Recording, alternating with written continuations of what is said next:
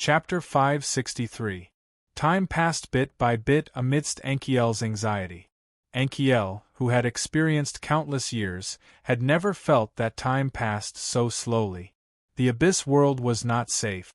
Either Nicholas' return or Denver's appearance would pose a fatal threat to Han Jin. Fortunately, nothing unexpected happened. The Demon Mountain, which had once been glorious, was now empty. It could even be said that there were no longer any abyssal creatures active within a radius of 100 miles around the Demon Palace. The heavenly apocalyptic fire's power was comparable to that of a god, causing the demons to flee in panic. The low-level abyssal creatures did not even dare to come close. After an unknown period of time, Han Jin finally opened his eyes slowly. The first thing he saw was Enkiel's back. Although Han Jin did not know why Enkiel trusted him so much, Han Jin could feel that everything Enkiel did was from the bottom of her heart. There was no falsehood in it. Han Jin closed his eyes slightly. Today was a game of certain death. He was first saved by Nicholas, and when Nicholas wanted to kill him, Enkiel stepped forward bravely. In fact, he could not understand. His method of fooling Dragon City and the Dragon Realm had already been exposed. Enkiel definitely knew what had happened. If so, why was she still so determined to protect him? Was it to uncover the secrets of the eighth element? Or was it really for peace? The former seemed to be gauging the heart of a gentleman with one's own yardstick. Even before he made up a lie, Enkiel was already defending him. From the looks of it, was it really because of peace? No matter what, he owed Enkiel. At this thought, Han Jin let out a soft sigh. Hearing Han Jin's sigh, Enkiel hurriedly turned her head. Seeing that Han Jin had woken up, she heaved a sigh of relief. "You're finally awake." Han Jin smiled. In fact, everything that happened in the outside world was within his perception. Only when Nicholas had just left was the most dangerous moment. After accumulating enough vital energy to release Earthmeld, Han Jin was confident that he could escape unscathed no matter who came. However, Han Jin naturally could not tell her the truth. "Thank you," Han Jin said sincerely. A smile hung on the corner of Enkiel's mouth. Then he shook his head as if this was just a trivial matter. Then he smiled and said, "We should also go. I wonder what has happened to the surface." "Oh," Han Jin muttered. Since he had no clue, he did not think about it anymore. He decided to ask Enkiel's origins in detail when he returned. However, he did not want to leave immediately. He had yet to collect his spoils of war. But the problem was that he couldn't do something like digging up someone's ancestral grave in front of Enkiel, could he? Enkiel would easily think of the giant dragons that had died by Han Jin by his hand by her. "What's wrong?" Enkiel asked in confusion when she saw that Han Jin didn't move. By Enkiel's by her by's question by means. By Enkiel. By s. By's, Enkiel did not notice Han Jin's insincerity and thought that Han Jin had discovered something strange. "Have you heard of the domain of gods?" Han Jin threw out the bait. Enkiel's expression immediately became solemn. According to the legends, the gods had their own unique world. It was a brand new world that belonged only to the god. Enkiel had heard of this legend a long time ago. But what was Han Jin's intention in mentioning it at this time? Had he discovered something? Thinking of this, Enkiel's breathing started to become hurried. Seeing Enkiel's expression, Han Jin knew that his method had worked. He then continued in a gloomy tone, "In truth, the distance between a demigod and a god is only a single step. However, the vast majority of powerhouses are unable to cross this step in their lifetime. Not the vast majority, but rather none." Enkiel let out a low sigh in her heart. She had a deep understanding of Han Jin's words. It was just like an ordinary warrior. Even if they immersed themselves in bitter training all day long, their chances of successfully breaking through a barrier were very small. Anchiel had also relied on a strange opportunity to cross that barrier and become a demigod domain expert, standing shoulder to shoulder with Black Dragon King Valentine and Golden Dragon King Milu. And after becoming a demigod expert, if one wanted to take another step forward, it was not something that could be solved by pure training. Countless powerhouses had been searching for this secret for countless years, but no one had been able to reach the other side. The so-called domain of the gods is another space opened up by the gods with inconceivable power. In that world, the gods themselves represent the supreme law. This is the fundamental difference between us and God. Han Jin was not deceiving Anchiel. He was merely changing the meaning of the Taoist paradise. The difference between the immortals of that world and the gods of this world should not be that great. After reaching a certain height, regardless of whether it was Taoist magic or magic, they were no longer constrained by formality. Actually, the laws of the same world differ in strength. For example, if the laws of our world are a drop of water, then the laws of the domain of the gods are a surging river. Do you understand now? What was familiar to Han Jin was a huge shock to Anchiel. No one had ever explained the mystery of the domain of the gods to her in such a straightforward manner. At this moment, Anchiel felt as if she had returned to school. She stared at Han Jin without blinking, not wanting to miss a single word that Han Jin said. Although I can't take you to see the real domain of the gods with your own eyes, I can put you in a space similar to it. Although I don't know if it will really be useful to you, I think it might be able to give you some inspiration. Han Jin looked at Anchiel and said with a smile, "Your help to me cannot be repaid with a simple word of thanks. I hope you can accept my sincerity." Anchiel was so nervous that she felt her mouth dry up. It was as if her heart had stopped beating at this moment, so much so that she did not hear the rest of Han Jin's words clearly. What did this mean? Could it be that Han Jin had already touched the world of the gods? To a demigod powerhouse like Anchiel, it was very difficult for anything to move her. The reason she retaliated against the attack of the Abyss world was because Donald had invaded her domain and violated her dignity, thus posing a threat to the WRMS. However, everything that Han Jin said was like a heavy bomb that stirred up huge waves in Anchiel's heart. The domain of the gods was a world that only existed in the fantasies of powerhouses since ancient times. Anchiel could not believe that she actually had the chance to understand the mystery of it. "Can I really?" Anchiel's voice was already a little hoarse, but she was unaware of it. "As long as you're willing, of course." As Han Jin spoke, he clenched his fists, and his 10 fingers danced like butterflies among flowers. In an instant, he changed dozens of spells, dazzling Anchiel. When Han Jin stopped, a thin layer of sweat appeared on his forehead. It was obvious that Han Jin had expended a lot of energy in that short period of time. "Are you ready?" Han Jin asked. The entrance to the Messen space was invisible, but Han Jin believed that Anchiel could detect its location. Anchiel didn't say anything. She just stared blankly in front of her. Although the place she was staring at was empty, Anchiel could clearly sense that there was a mysterious aura there that was slowly opening up. "I'll need your cooperation from now on." Han Jin spoke very slowly, trying his best to avoid fluctuations in his tone so as to avoid causing Anchiel to misunderstand. After hearing Han Jin's words, Anchiel slowly turned her head and looked at Han Jin with some reluctance. "Raphael, you don't have to be so careful. I believe in you.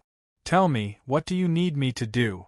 Anchiel did not use any honorifics in her words, but it sounded even more pleasing to Han Jin's ears.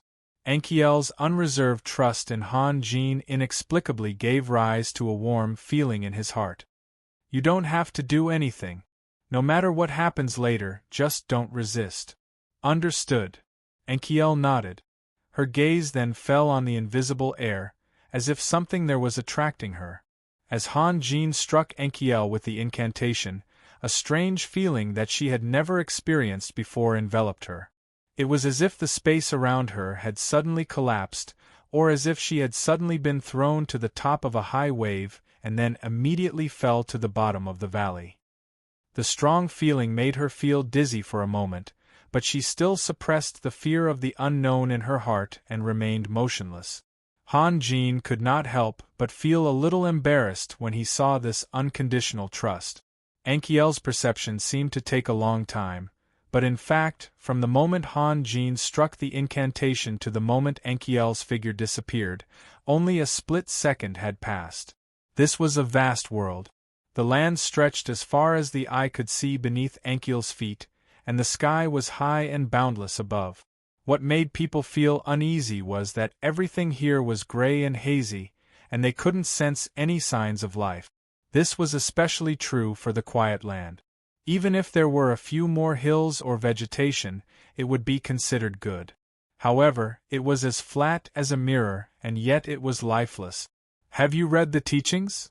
Han Jin had appeared behind Ankiel at some point, interrupting her gaze.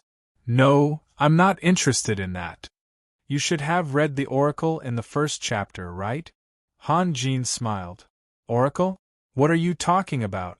I'm talking about. Let there be light. Han Jin pointed forward. A white light rose in front of Han Jin and surged into the distance like a tide. The originally gloomy world became crystal clear at this moment. Ankiel silently watched the tide of light disappear into the distance. This kind of magic was too common. She did not realize Han Jin's hidden meaning. Moreover, the world in front of her was too different from the sacred and solemn divine realm she had imagined. She was somewhat disappointed. Say, wouldn't it be better if there was a tall mountain here? Han Jin gently waved his hand downward. On the flat ground, a sharp object slowly grew out like a bean sprout. Then, it grew taller and taller, growing faster and faster. In just a few breaths' time, a mountain that was nearly 1,000 meters tall appeared in front of Ankiel. The visual contrast between before and after gave Ankiel a strong impact, and her expression finally changed. The next moment, Ankiel glanced at Han Jin and rushed towards the mountain. When she was about 500 or 600 meters away from the mountain, she suddenly opened her mouth and shot out a white whirlwind, crashing into the mountain. Boom, a large hole more than 10 meters wide was blasted into the mountain. Sand and stones flew everywhere. Ankiel's expression changed again. She thought that what she saw was an illusion. It was only after she released frost breath that she understood that everything was real. A smile appeared on Han Jin's face. He reached out his hand, and the cold air spat out by Ankiel disappeared without a trace. Then, he pressed his hand down, and a gurgling stream flowed out from the hole created by Ankiel's explosion. The stream tinkled as it ran along the steep slope happily. However, it only took a few seconds for the stream to stop flowing.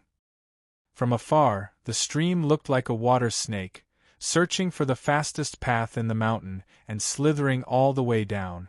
Ankiel was dumbfounded. After a long time, she let out a long sigh. This is really too amazing. Is this your divine realm? Han Jin couldn't describe the feeling in his heart. This Ankiel. Did she even understand? He could restrict Ankiel's attacks as he wished, and could even deprive her of her ability to control the elements. Frankly speaking, Ankiel was now a fish on the chopping board. Her life was completely in Han Jin's hands. Han Jin originally thought that Ankiel would definitely be nervous after he revealed his skills. He even had a mischievous attitude and was prepared to watch a good show. However, Ankiel's dullness made him speechless. After a moment of silence, Han Jin pointed down again, and a circular earth dam rose from the ground. Han Jin said softly, "I'm going to build a library here. In the future, those who are qualified to enter this world can go to the library and read. Yes, some books that they normally wouldn't be able to see. Over there, I'm going to build a magic laboratory. And over there. Oh right, I have some matters to attend to. Ankiel, you can take a walk around here. I'll be back soon." "What are you going to do?" Ankiel asked. "You'll know in a while." Han Jin casually gave an excuse. Although the power of the heavenly apocalyptic fire was boundless and could even melt magic crystals, the demon palace was still the lair of the demon race. There should be something left behind. Furthermore, he didn't have time to plunder Donald's belongings. If he missed this opportunity, who knew how much he would regret it? Han Jin's figure flashed and disappeared without a trace. Enkiel's eyes revealed a hint of helplessness and bitterness. Nicholas saw her as a different species from the dragon race only because she was kind by nature and didn't like conflict. Furthermore, she was influenced by another wise person. She believed that the relationship between life and death should not be one of life and death. In fact, Enkiel wasn't stupid. She could vaguely guess what Han Jin was going to do. Chapter 564. Han Jin dashed across the ruins. He was afraid that he would arouse Enkiel's suspicions if he delayed for too long.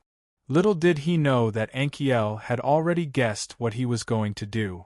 Han Jin's obsession with magical crystals had long spread across the entire continent, so how could Enkiel not know about it?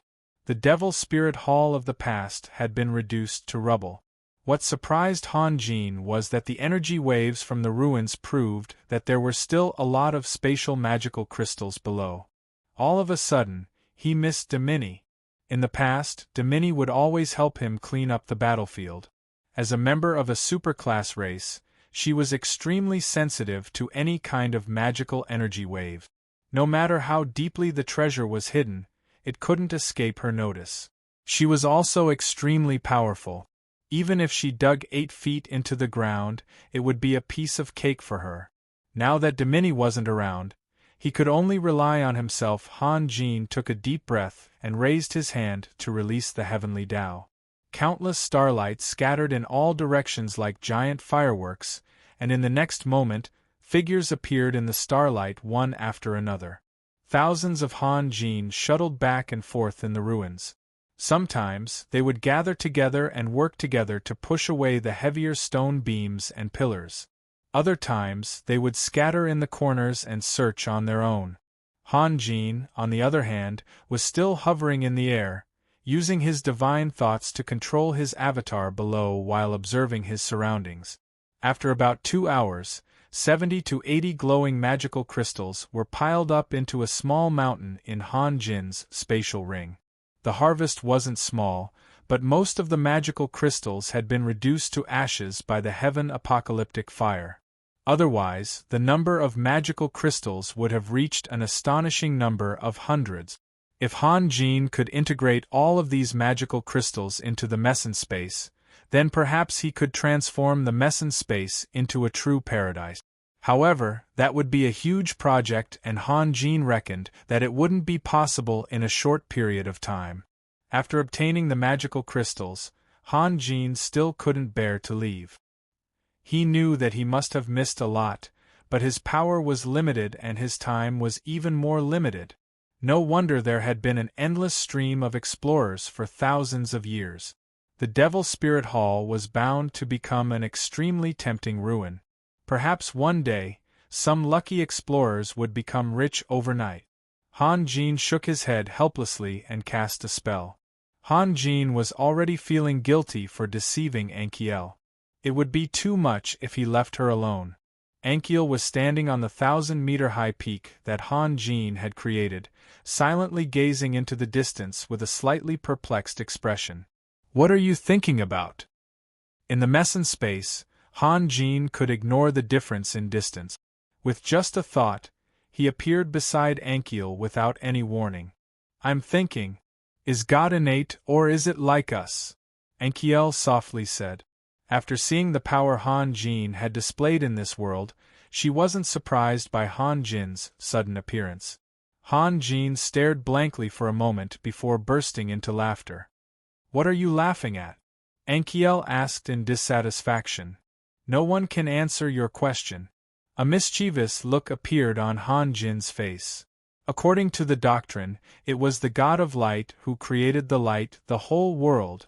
But here, if one day my space has enough power to operate, and there are many people living here, Then wouldn't I also become a god of creation? Enkiel hesitated for a moment before changing the topic. Then what kind of position does God have in your eyes? Although I don't think God is worthy of worship, there is one thing I have to admit. Even we have to look up to the height that God has reached. Han Jin said faintly, even we have to look up to him. Yes. Enkiel sighed, a hint of loneliness in her eyes. The distance is really far. You're thinking too much. Seeing Enkiel's expression, Han Jin couldn't help but comfort her. Even if you become a god, what can you do? As far as I know, gods are also divided into ranks. The Grim Reaper, who seems to have terrifying power in our eyes, may be nothing more than an insignificant ant in front of some other stronger existences. You don't have to comfort me. Enkiel looked at Han Jin. I just suddenly felt that all my years of cultivation seemed to be useless. That's why I'm lamenting. Han Jin was silent. He knew very well that from the fall of the Grim Reaper's projection to the appearance of the mess in space, all of it had a great impact on Enkiel. It was inevitable that she felt a sense of loss in her heart.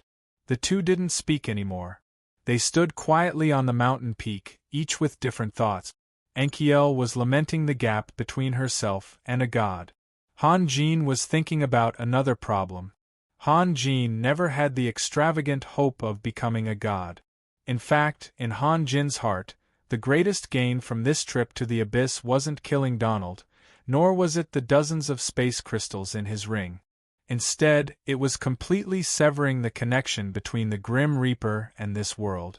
No one would believe him if he said this, but perhaps only that wise old man, Grand Duke Solomon, could truly understand Han Jin.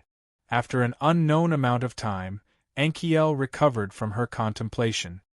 Let's go, we should also return. Han Jin nodded and formed a spell to open the exit of the mess in space. The moment Enkiel left the mess in space, she once again felt an indescribable sense of dizziness. However, this rare experience enlightened Enkiel a lot.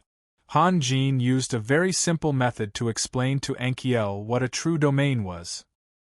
The two walked out of the mess in space and rushed towards the Hell's Gate. They didn't encounter any obstructions along the way. Occasionally, they would encounter a few wandering minotaurs or hellish ghosts. As soon as they saw the figures of Han Jin and Enkiel, they would all flee in fear. The two of them couldn't be bothered to deal with these insignificant fellows, and let them run away. After 2 days, Han Jin and Enkiel arrived at the castle-like building they saw when they first entered the abyss. In fact, they could have been faster, but Han Jin needed to spend more than 10 hours every day to recuperate. This was because he would feel insecure if his ki energy didn't recover for a day. There was no one left in the castle. Only the 2 gates of hell, which were emitting wisps of black gas, stood there. I believe we'll meet again. Enkiel stopped in her tracks. If there's any news from Denver, you must inform me. This isn't just about you. I will. Han Jin nodded. You have to be careful too. Han Jin had asked Enkiel to be careful of Nikolai, and Enkiel naturally understood what Han Jin meant. Apart from Han Jin, Nikolai was the only one on the surface who was worthy of Enkiel's attention. He shouldn't be that impulsive. However, when I go back, I should remind those elders that it's not necessarily a good thing to stretch their hands too far. Perhaps they've lived a comfortable life for too long and have developed some ambitions that they shouldn't have. It's not bad to suffer some setbacks. At least they'll learn to be respectful, Enkiel said faintly. Han Jin couldn't help but associate Enkiel's words with his own. Setbacks? Could it be that she was talking about the unspeakable things he had done to Dragon City and Dragon Territory? Don't misunderstand. I'm not talking about you. Enkiel smiled, but it made Han Jin feel even more awkward.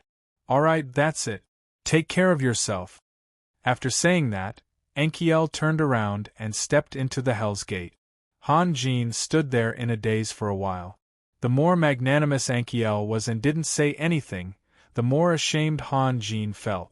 However, at this point, empty words couldn't change anything. He could only see if there was an opportunity to make up for it in the future. Han Jin walked to the Hell's Gate in the east. This was the first time he felt a little guilty about the act of absorbing the magical crystals. Han Jin had never treated those with horns as equal creatures in the past.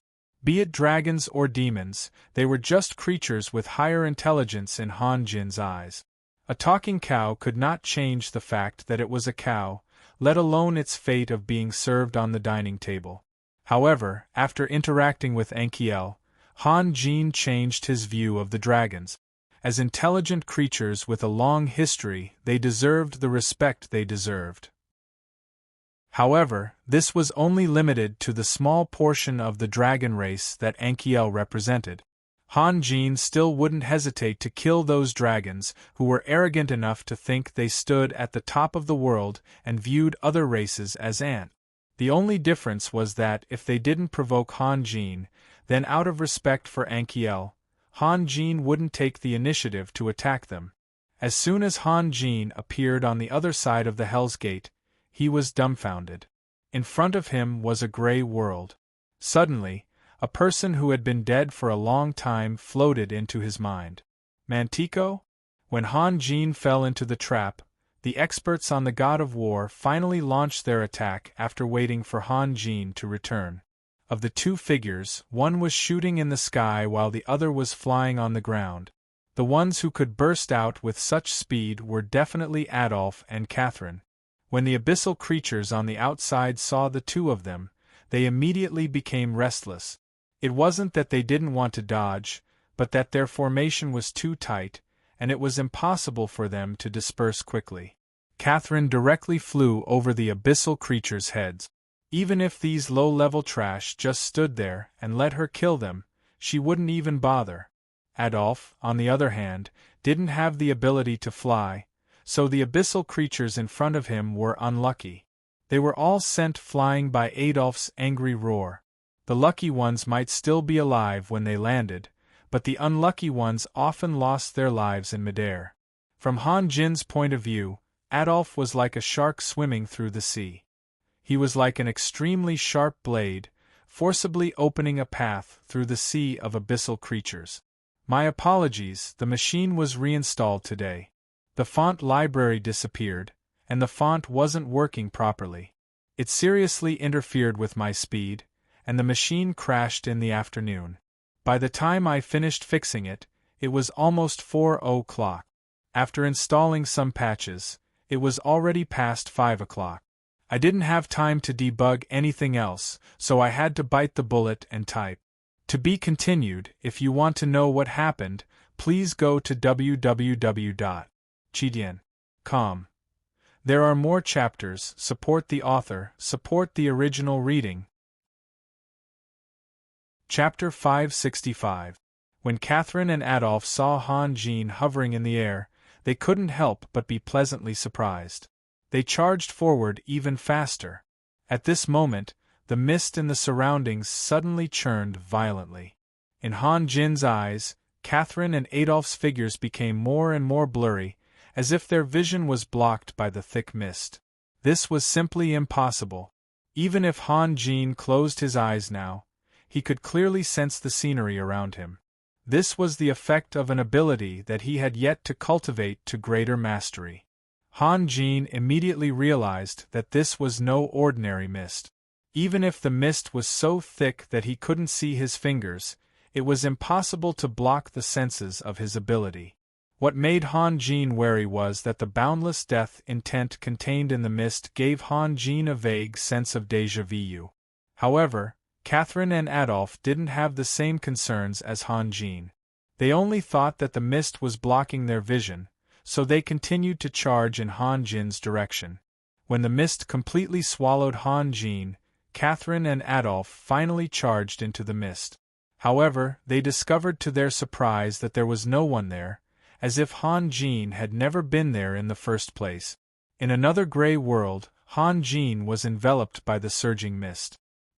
He still hovered there silently without even changing his posture. Han Jin closed his eyes and tried his best to sense everything around him.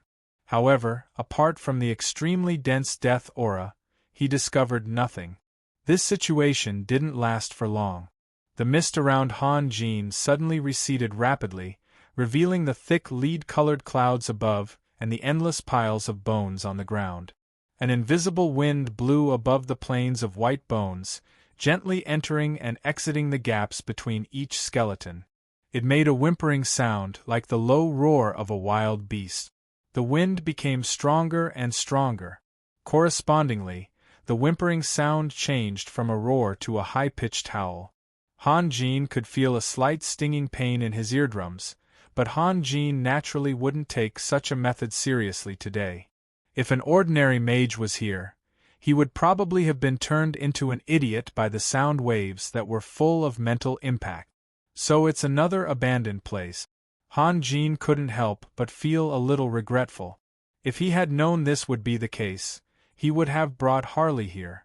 Although that guy couldn't do anything else, he could definitely be considered a fish in water in a place like this.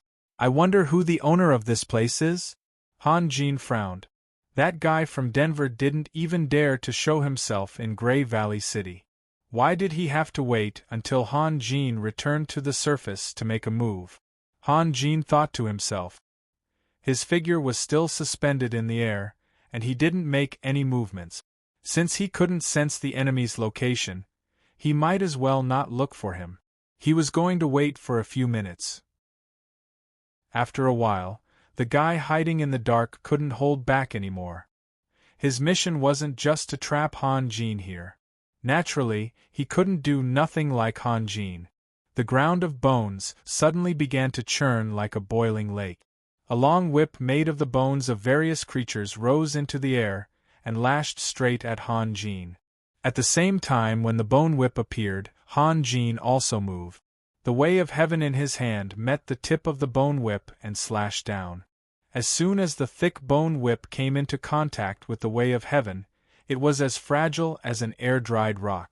As Han Jin rushed forward, it shattered one after another. In the blink of an eye, the bone whip that was more than 30 meters long was completely shattered by Han Jin. However, Han Jin's saber didn't stop. It heavily bombarded the ground. With a deafening sound, the entire plane of bones began to shake. With Han Jin as the center, huge ripples spread out in all directions. Countless bones flew straight into the air under the huge impact. Han Jin's saber was like throwing a heavy bomb into the sea of bones, setting off stormy waves. The enemy in the darkness was clearly unwilling to accept this result. Long bone whips appeared one after another, swarming toward Han Jin from all directions. Together with the waves of bones that constantly soared into the sky, it was like a magnificent scene. Han Jin stood in the center of the storm. None of the bone whips could get within 5 meters of him. When a bone whip was shattered, more bone whips would immediately appear to fill the gap. As a result, in the end, Han Jin's figure could no longer be seen. All that could be seen were countless bones that crowded into a huge sphere that was several dozen meters wide, completely surrounding Han Jin. Open! Han Jin's clear voice resounded in the sky above the white bone plain. Rays of bright purple light, like the sunlight that penetrated the clouds, appeared one after another, piercing through the layers of bones. With the sudden appearance of the purple light, the broken bones seemed to have lost their lives and fell to the ground one after another, piling up a ring-shaped wall of bones around Han Jin. Han Jin stood in the same place, safe and sound. A contemptuous smile appeared at the corner of his mouth. It wasn't easy for you to collect these bones. Don't waste them. Han Jin's voice didn't sound very loud, but it still reverberated above the white bone plain. Invisible sound waves rolled in all directions. In fact, this abandoned land was somewhat similar to Han Jin's Messen space. However, there was a huge gap in their realms. Yin and Yang alternated, and the 5 elements flowed, forming a world. However, the abandoned land only had a thick death aura. It was too simple, so not only was its power limited, its future was also limited. Han Jin, who was only one step away from the golden immortal body, didn't take the threat of the abandoned land seriously at all. In the depths of the forsaken land, a thin figure in a cloak was standing on top of a high altar. As if enraged by Han Jin's words, the thin figure suddenly raised both of his hands to the sky and murmured an incantation. As if sensing the anger of its master, the entire abandoned land began to boil. Waves of bones rolled in one after another. Han Jin's lonely figure was like a small boat drifting in the wind and rain, appearing and disappearing in this tsunami-like storm, as if it would sink in the next moment. The thick lead-colored clouds in the sky suddenly expanded several times, and the distance between them and the ground became closer. They were almost connected with the huge waves that soared into the sky. In such a critical situation, Han Jin suddenly smiled. "I've finally found you." As soon as his voice fell, Han Jin's figure turned into a purple rainbow and shot out. Behind him, countless bones whirled and whistled, forming a huge tornado that roared and chased after him. The thin figure on the altar obviously noticed Han Jin's abnormality. His hands that were raised to the sky seemed to have used too much strength and began to tremble slightly. Wherever Han Jin's figure appeared, the ground would violently surge with waves of bones. However, Han Jin's speed was so fast that he couldn't successfully attack Han Jin. Han Jin's perception firmly locked onto the figure on the altar in the distance. He didn't care how terrifying the waves of bones behind him were. He just flew forward like a meteor, leaving a long purple trail in the sky. As time passed, the distance between Han Jin and the altar became closer and closer. The trembling of the thin figure's hands became more and more intense. Even if the abandoned land could replenish his magic power for such a long period of time, the loss of physical strength was not something he could bear.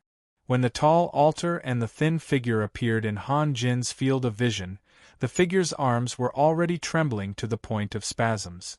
The two red lights that danced in his empty eye sockets couldn't help but reveal an aura of despair. As the leader of the 12 apostles, he didn't know how many lives he had personally buried in the abandoned land. His cautious nature made him always hide himself in the furthest corners of this space. No enemy had ever been able to detect his existence. He had always scoffed at Mantico's arrogant and domineering methods of revealing himself in front of the enemy.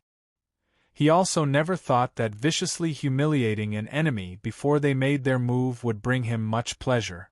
The death of the physical body was far more direct and satisfying than the mental blow. Kaina had been doing this all this time. Reality proved that he was right. As one of Denver's apostles, he was the only one who had remained standing. The other apostles would always have new faces appear over the long years. However, despite being so careful, Han Jin was still able to discover his track. Kaina couldn't figure out how Han Jin had discovered him. Of course, Kaina didn't know how wide the range of Han Jin's ability was. If Kaina had only used those bone whips to attack Han Jin, then even if they couldn't harm him, it would still be very difficult for Han Jin to discover Kaina's location under the protection of the abandoned land. However, Kaina was too impatient for success. His desire to kill Han Jin was too strong. When he mobilized the entire plane of bones to attack Han Jin finally caught a trace of imperceptible magic fluctuation. From that moment on, Kaina's fate was sealed. Kaina finally gave up on his useless attack. As his hands hung down, the wave of bones that had been rampaging wildly suddenly calmed down. The lead-gray clouds also left the ground and floated high in the sky. "What? You've given up on resisting?" Han Jin was somewhat surprised.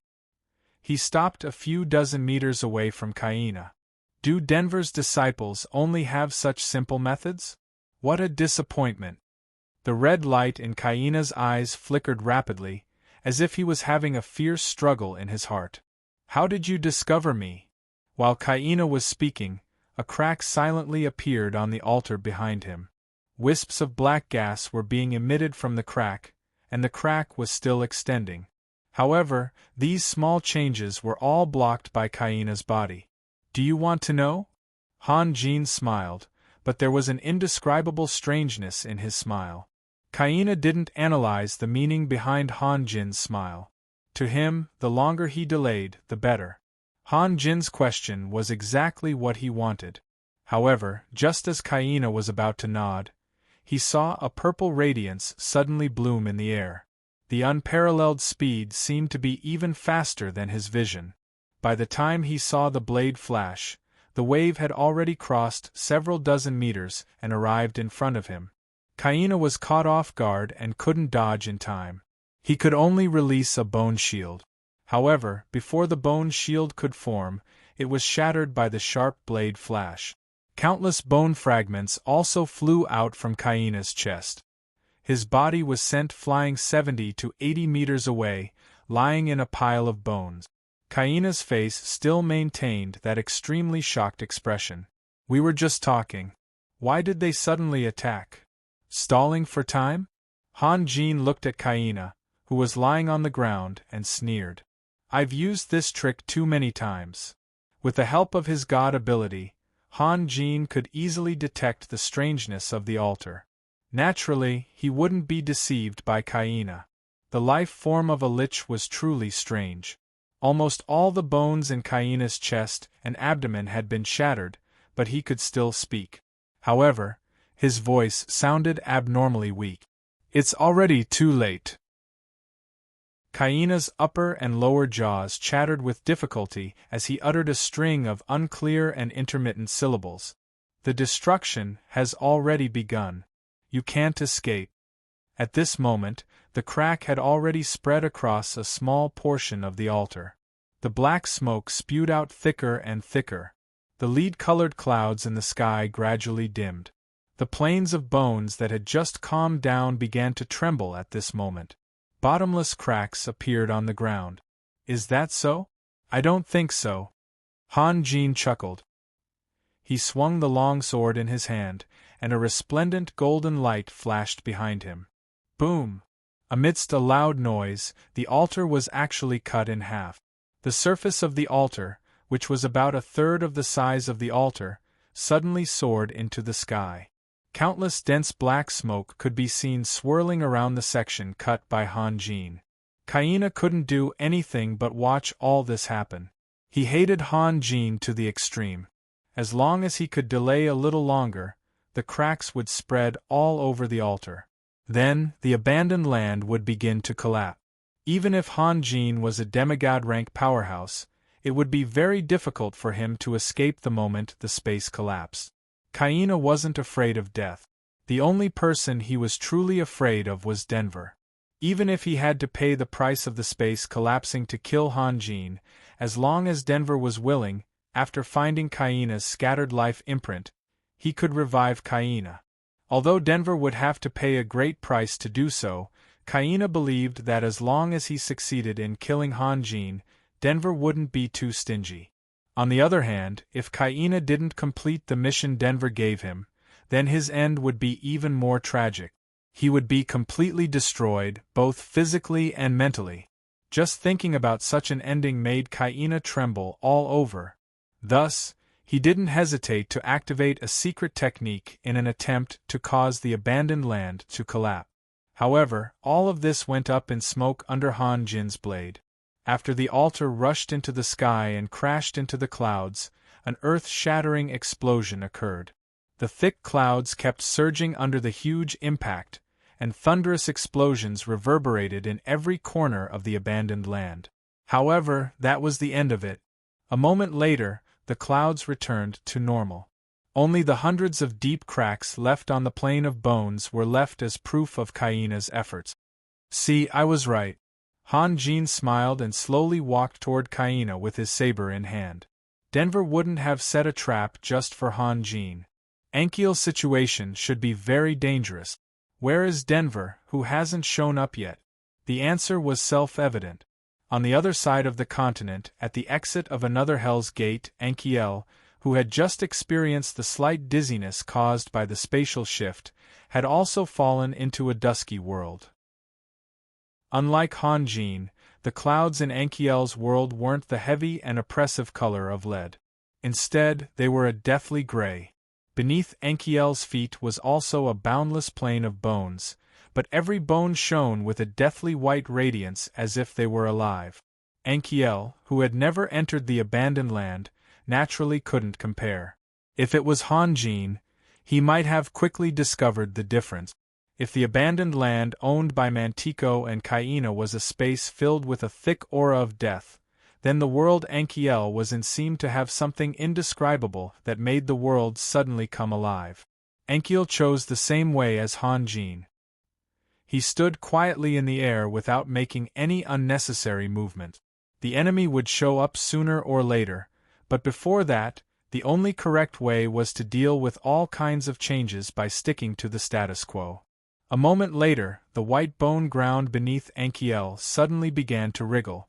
In just a few breaths' time, a skeleton-like object dozens of meters tall formed from the bones of countless creatures stood in front of Anchiel. "I've been waiting for you for a long time, Anchiel." The skeleton-like object could actually speak. But for Anchiel, who had experienced the strange scene in Han Jin's Messen space, this was nothing to be surprised about. "You are." Anchiel tilted her head and came up with an answer. "Denver?"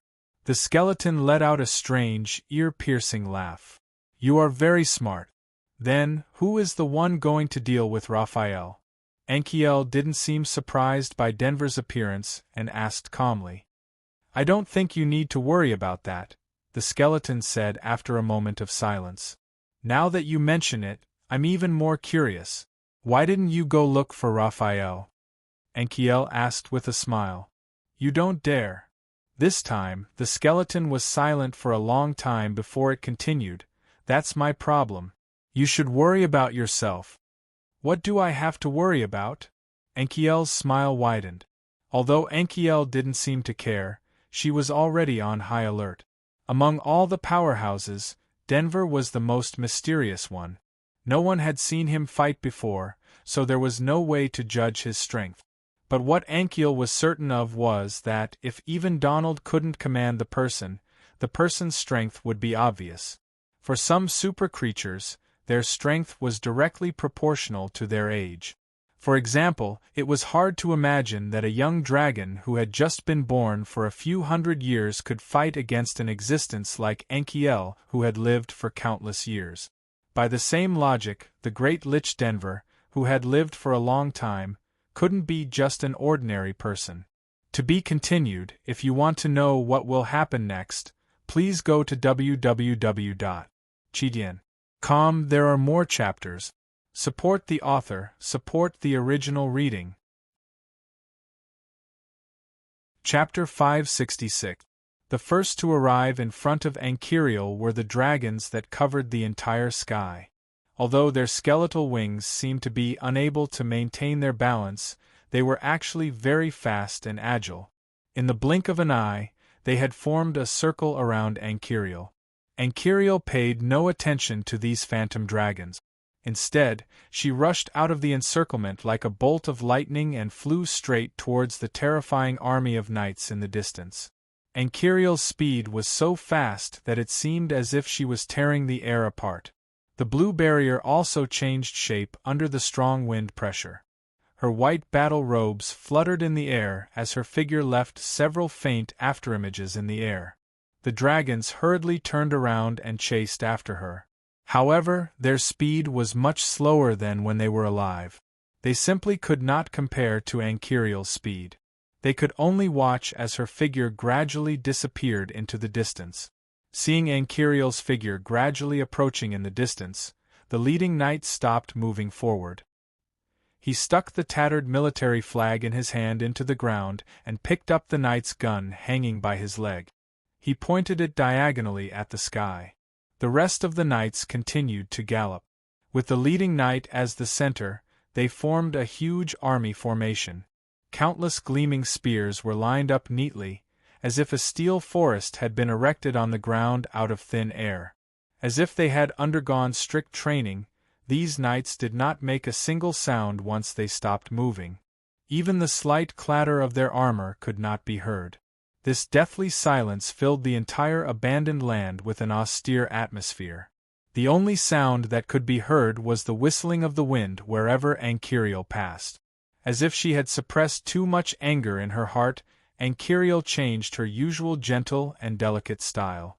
Like an incomparably ferocious meteor, she looked at the steel forest on the ground as if it did not exist and ruthlessly crashed into it with a resolute attitude. Following the huge explosion, smoke and dust rose in all directions. Countless broken bones and broken armor were thrown into the air, and all of them were coated with a thin layer of ice crystals. A violent wave of dust rose hundreds of meters high with Anchiriel as the epicenter before sweeping in all directions. The ground trembled under the huge impact, but the surviving knights were firmly nailed to the ground and did not move an inch. The leader of the Dread Knights had 2 flames dancing in his empty eye sockets, while the rest of the Dread Knights had 2 red dots in their eyes. From the looks of it, this was the only difference between them. The knights did not have high intelligence and could not recall the events of their lives. They could not converse with words and could only rely on mental waves to transmit some simple information. In their usual communication, his subordinates liked to call him Flame, and he tacitly agreed to this name. Although the content of their conversation was always very simple, they never tired of it, so Flame was very familiar with each of his subordinates. The moment the ground began to tremble, Flame clearly sensed that the mental imprints of at least 100 of his subordinates had disappeared. This was a huge blow to his heart, so much so that 5 deep finger marks were left on the hard metal handle of his spear. Flame's dark eye sockets flickered with complex emotions. Something seemed to be surging under his ink-black breastplate, ready to gush out at any time. Compared to other undead creatures, the knights' attacks were incomparably sharp. However, their seemingly sharp knight spears were simply unable to withstand a single blow from Anchiriel's deep blue domain.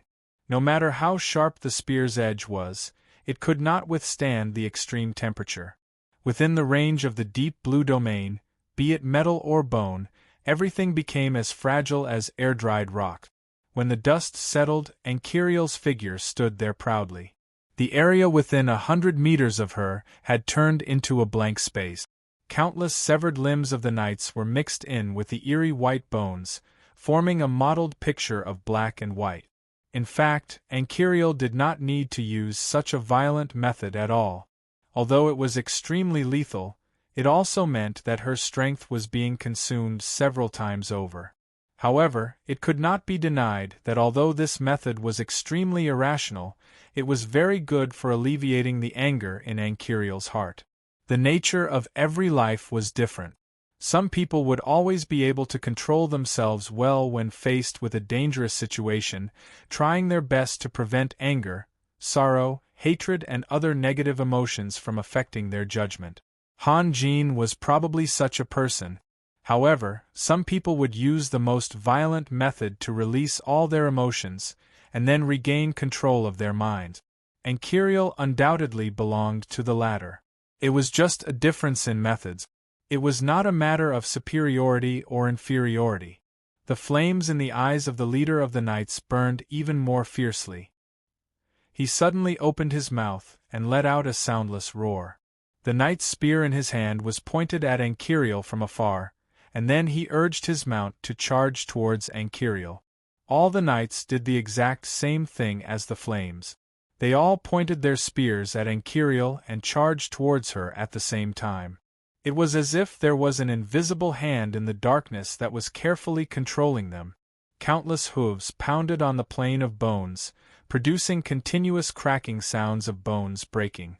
Thousands of knights charged towards Anchiriel like a black tide, carrying with them a soul-stirring momentum. At this moment, the skeletal dragons had caught up from behind. Several dozen of the fastest and strongest spectral dragons at the front opened their huge mouths at the same time. Streams of pale white dragon breath shot out from their mouths and shot towards Anchiriel in unison. Anchiriel flew up. According to her calculations, she would at most be affected by the aftershocks of the dragon breaths. To her, this kind of damage was completely negligible.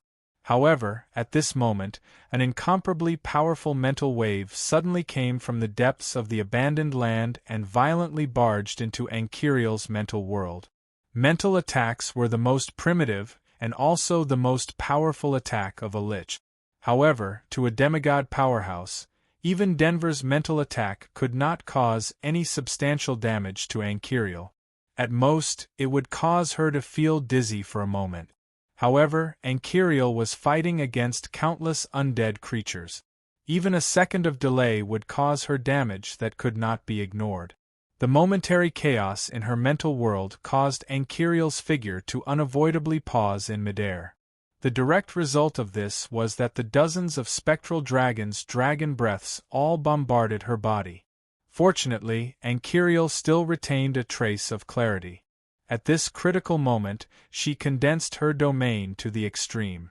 Even so, she was still violently shaken. Amidst the violent explosion and dazzling light, Ankiriel's figure was heavily smashed to the ground. Countless ripples appeared on the mirror-like aqua-blue screen of light. It constantly distorted in shape, as if it would collapse in the next moment. Several knights who had rushed too close to the front were smashed by Ankiriel, who fell from the sky.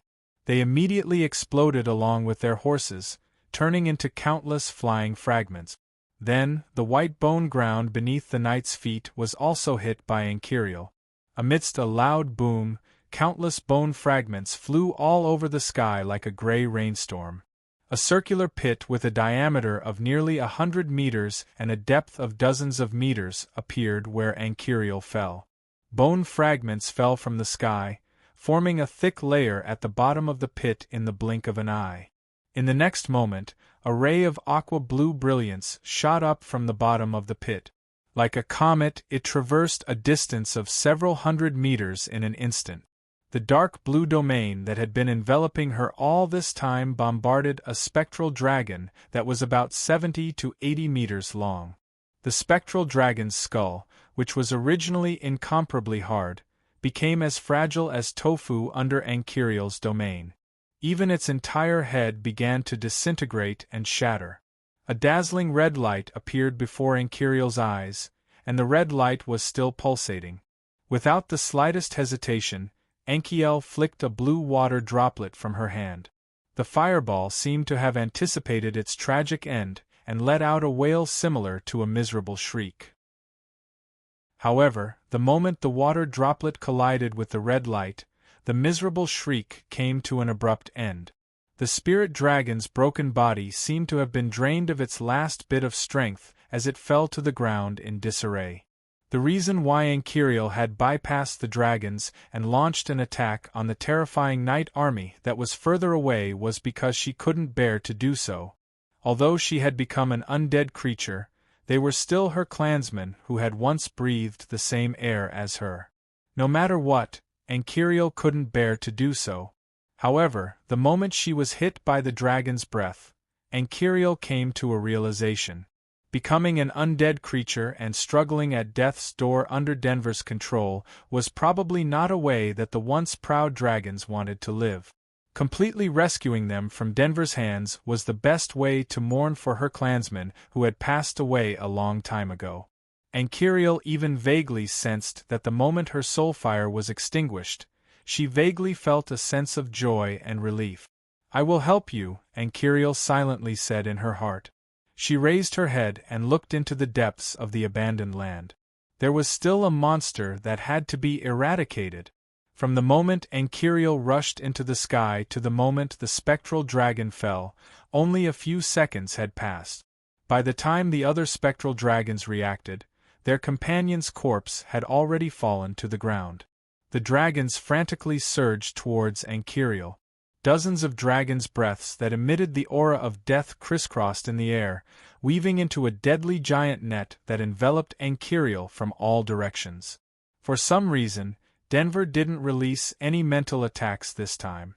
Without any interference, Ankiriel easily dodged the attacks of the dragons with her astonishing speed. Her figure plummeted rapidly, but what met her below was countless terrifying knights leaping high into the air. Their spears that flickered with a cold light sealed off Anchiriel's escape routes like vipers. The terrifying knights who were a little further away hurled their knights' spears at Anchiriel, cutting off any possibility of her escaping through the air. The attacks from all directions were all locked onto Anchiriel's figure. In this situation, there seemed to be no better way for her than to break through. If Anchiriel raised the power of her domain to the maximum again, she might be able to break out of the encirclement easily. However, she had already lost a considerable amount of power in the battle, and was no longer as angry as she was at the beginning. Anchiriel knew very well what Denver was up to. He just wanted to use these undead creatures to exhaust her strength. In an instant, Anchiriel made her choice. Her figure rushed straight towards the knights' spears that whistled through the air like a dark cloud. Before the knights' spears could get close to Anchiriel, they were slowed down by the extremely cold air current. By the time they hit the light screen, they could only penetrate a few inches before losing their momentum. At the same time, the spears were covered with thin blue ice crystals, which then bounced into the air with Anchiriel's momentum. After rushing out of the rain of spears, Anchiriel didn't stop for a moment. She continued to fly forward, heading straight for the leader of the knights, Flame. Anchiriel had long recognized that this knight who had appeared with the battle flag at the beginning was the leader of the legion. When the knights realized Anchiriel's intention, they immediately burst into anger. They leapt up one after another in an attempt to stop Anchiriel, but how could such a small-scale attack stop Anchiriel? In the blink of an eye, Anchiriel had broken a path through the knights' formation. Flame didn't seem to have any intention of retreating when he saw Anchiriel rushing towards him at lightning speed. He still stood firmly in place, but the tip of the knight's spear in his hand kept swaying with Anchiriel's figure in an extremely small amplitude. Flame, who wasn't very intelligent, didn't know why he was making such a strange movement, but his intuition told him that this would help him lock onto the enemy better. Anchiriel was slanting towards the ground from the air. When she reached Flame, the knight in front of him could attack her without even standing in place. The dense formation finally slowed down Anchiriel's speed. Blue light flashed on Anchiriel's body, and the curtain of light shrouding her body expanded in an instant. Then, it suddenly returned to its original state, as if nothing had happened. But in the blink of an eye, dozens of terror knights were turned into ice statues. When Anchiriel's figure brushed past them, the pressure of the wind caused the statues to shatter, turning them into ice cubes on the ground. Finally, there was not a single knight left standing between Anchiriel and Flame. Anchiriel continued to rush forward, and the domain surrounding her was like a giant dark blue cannonball, crashing straight into Flame. After witnessing the death of the phantom dragon, Flame should have known the consequences of being hit by the dark blue domain. No matter how tough the body of the knight was, it couldn't be compared to that of the phantom dragon. But unexpectedly, Flame didn't retreat. Instead, he advanced. The knight's spear in his hand cut through the air, bringing with it a shrill whistle as it pierced towards Anchiriel. He was going all out. Anchiriel sneered. At the same time, she increased her speed, completely ignoring the opponent's attack. This was the difference between a demigod and an ordinary warrior at the pinnacle. The domain itself could release the strongest attack, but it could also maintain the strongest defense. When the two were only a few dozen meters apart, a thick cloud of blood mist exploded from Flame's body. The skeletons in the vicinity rolled in all directions like a tide. Even the dozens of knights behind Flame were sent flying, drawing arcs in the air before crashing heavily onto the ground. In the next moment, Flame had already collided with the dark blue domain. The outcome was as expected. The spear broke and the blade flew. The only thing that surprised Anchiriel was that the huge force carried by Flame's charge was beyond her expectations. Although it didn't penetrate Anchiriel's domain, the strong rebounding force caused Anchiriel to involuntarily take a step back. The aqua-blue light instantly covered Blazing Flame's entire body. Blazing Flame's muscular body was sent flying into the air. He and his horse were thrown nearly 100 meters away, crashing into a group of dread knights who were standing behind them. However, Anchiriel, who had succeeded in her attack, looked at the terrifying knight leader who was struggling to get up from the ground with a surprised expression. Anchiriel could clearly see that the moment her domain came into contact with the opponent's body, wisps of black mist rose from the terrifying knight's body, constantly eroding the blue ice crystals covering his body. Although the effect wasn't obvious, Anchiriel believed that her eyes weren't playing tricks on her. The mist was indeed slowly but firmly resisting the chill she was emitting. Flame finally staggered to his feet. His entire body was emitting wisps of mist. The helmet covering his face had long disappeared, and two weak red lights were still stubbornly jumping in his dark eye sockets. The armor that originally covered his entire body had also been peeled off and shattered, hanging on his body in tattered pieces. He looked incomparably miserable. From time to time, shards of blue light would fall off from Flame's body, falling to the ground with crisp sounds and shattering into countless small pieces. All of this showed that the damage Anchiriel inflicted on the terrifying knight leader wasn't as simple as it seemed. Anchiriel was really surprised. She knew very well how powerful that attack was. Not to mention a terrifying knight, even a phantom dragon wouldn't be able to stand up after taking such a heavy blow. What was even more strange was that Flame was still tightly holding onto the broken knight's spear, or rather, a slightly longer stick, even after suffering such a violent blow. Then, Flame moved. He slowly and persistently walked towards Anchiriel. With every step he took, fragments would fall from his body. The black mist rising from his body would sometimes be completely submerged by the blue ice crystals, but at other times, he stubbornly opened up a small space for himself. The rest of the Dread Knights did not stop their leader from committing suicide. Instead, they followed behind Flame in silence.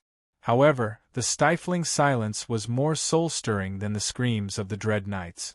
Anchiriel looked at the knight's staggering footsteps and his tottering figure, and finally thought of a possibility. Although she didn't want to believe it, there was no better explanation. I really didn't expect you to have already touched the door to a domain. Anchiriel's gaze was complicated. From the perspective of an undead creature, the terrifying knight leader in front of her had every right to be proud. He was even more outstanding than most dragons.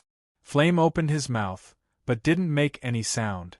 However, Anchiriel inexplicably sensed a roar that originated from the depths of his soul. It was a mix of anger, despair, grief, and even a trace of joy. Anchiriel was astonished. How could an undead creature that couldn't even open its mouth to speak have such complex thoughts? Flame finally approached, raising the knight's spear in his hand and thrusting it towards Anchiriel's deep blue domain. Perhaps Flame had used up all his strength, but in Anchiriel's opinion, such an attack wouldn't hurt her even if it was magnified a few hundred times. Looking at the two red lights that were about to extinguish in Flame's eyes, Anchiriel suddenly understood why he was so conflicted. Undead creatures couldn't resist their master's orders after they were created. Such a fate might not be a bad thing for low-ranked magical creatures that didn't have any thoughts of their own, but for others, it was an absolutely unacceptable fate. They didn't want to accept it, but they couldn't resist it either. Thus, they could only spend endless years in conflict.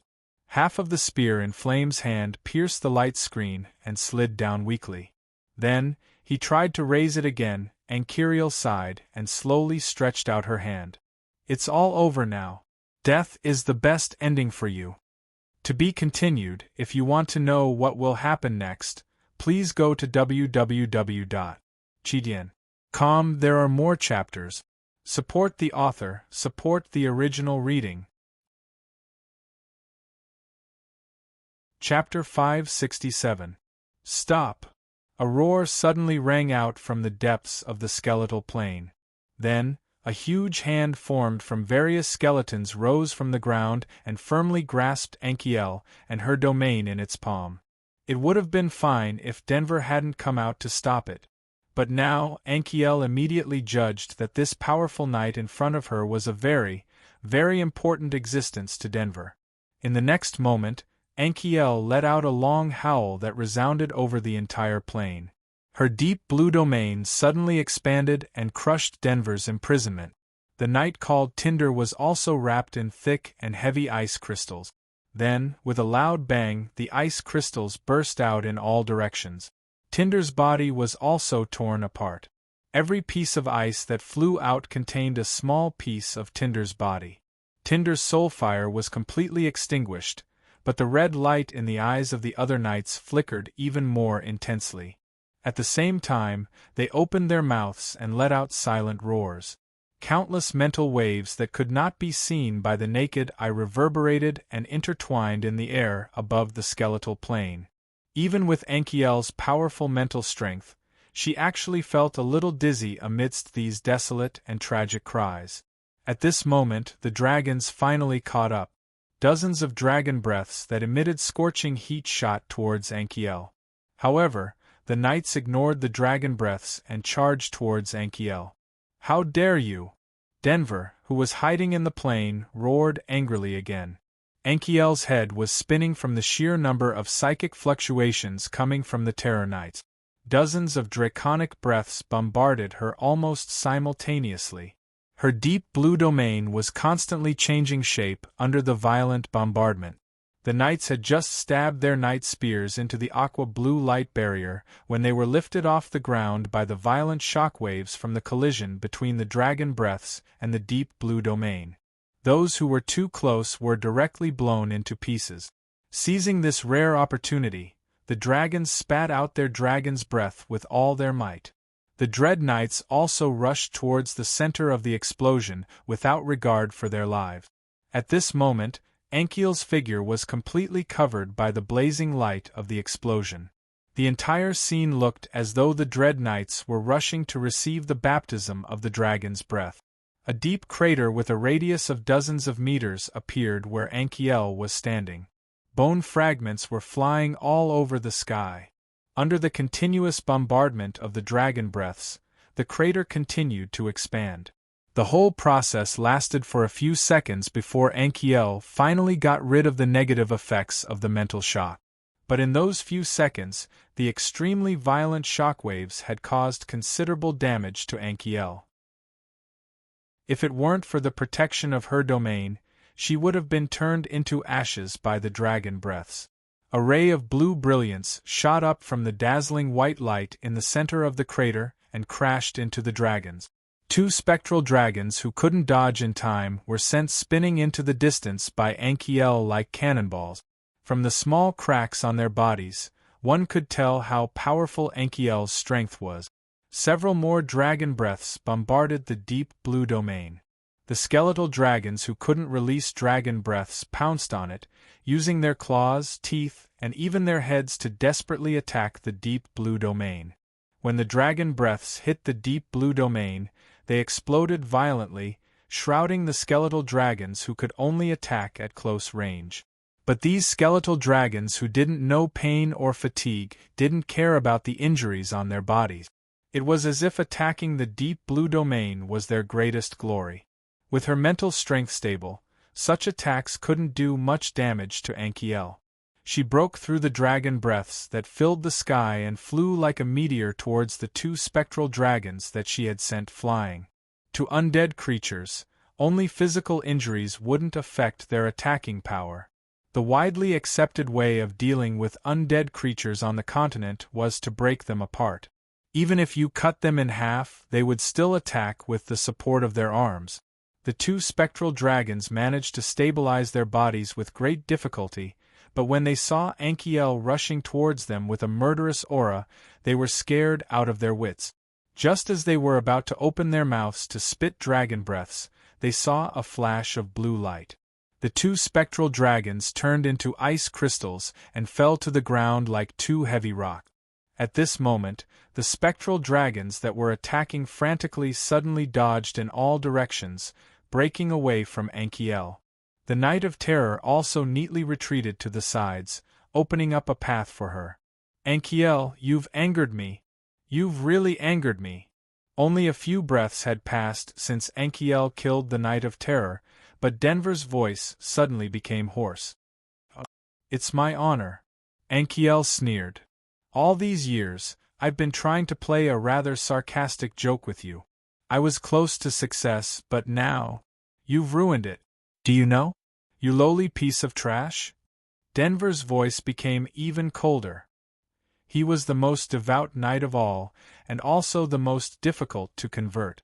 Perhaps I should have given up on him long ago, but I like perfection, you piece of trash. You've ruined my countless years of hard work.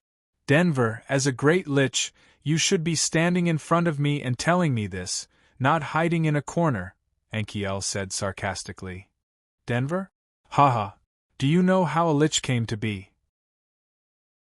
Burying corpses underground for thousands of years, or even tens of thousands of years, they'll only turn into fossils. It's because of my existence that they've undergone such a qualitative change. Denver's voice was cold. Lowly piece of trash, since you've destroyed Gotha, then you'll take his place. Are you ready? As a demigod domain realm master, Ankiel's will was incomparably strong, and these few words were not enough to scare her. However, just as she was about to retort, her expression suddenly stiffened. After a long while, she said faintly, "Who did you say he was?"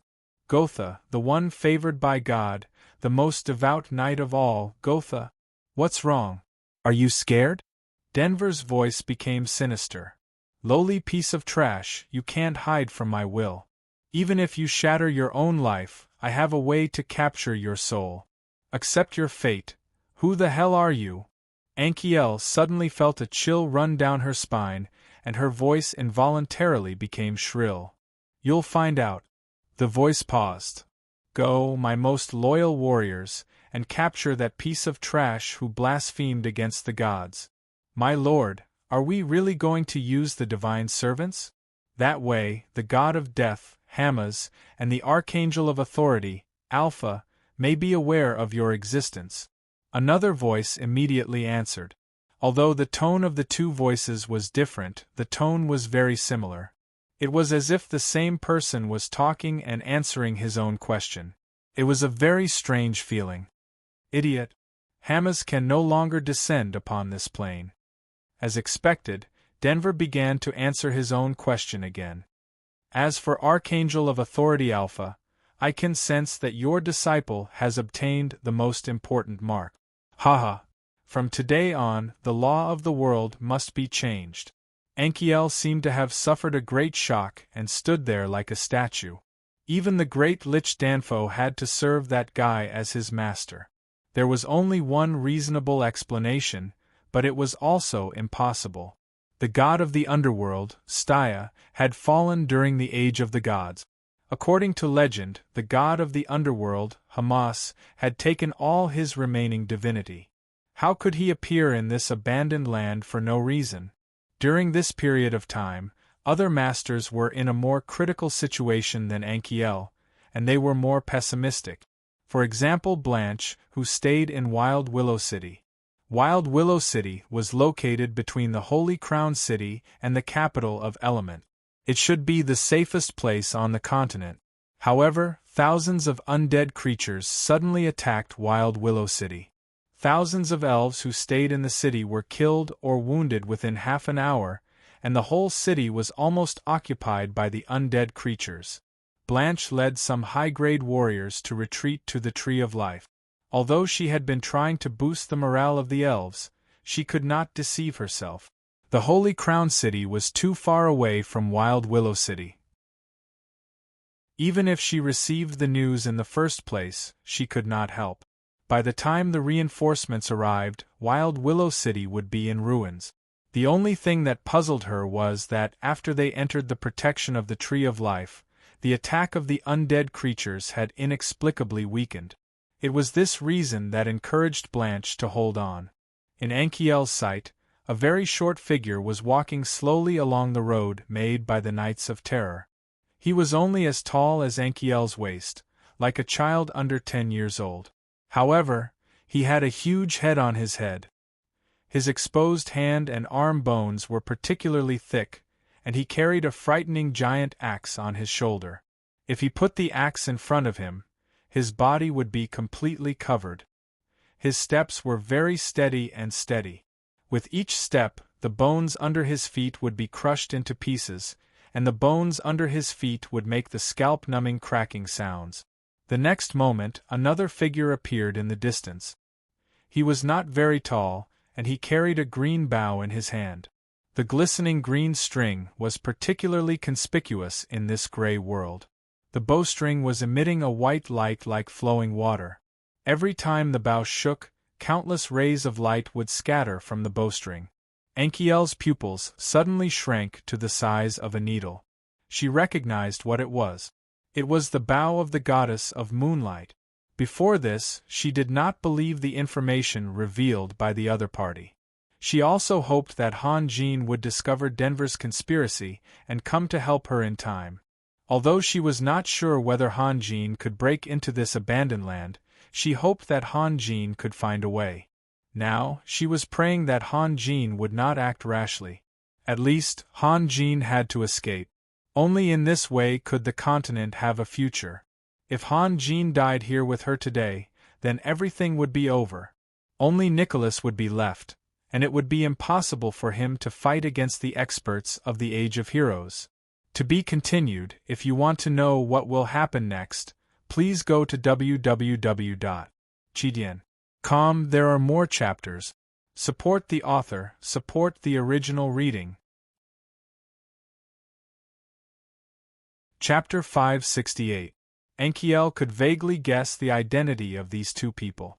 Since the paladin knight Gotha was able to turn into a knight of terror, the appearance of Dandin and elven messenger Doreen seemed to make sense.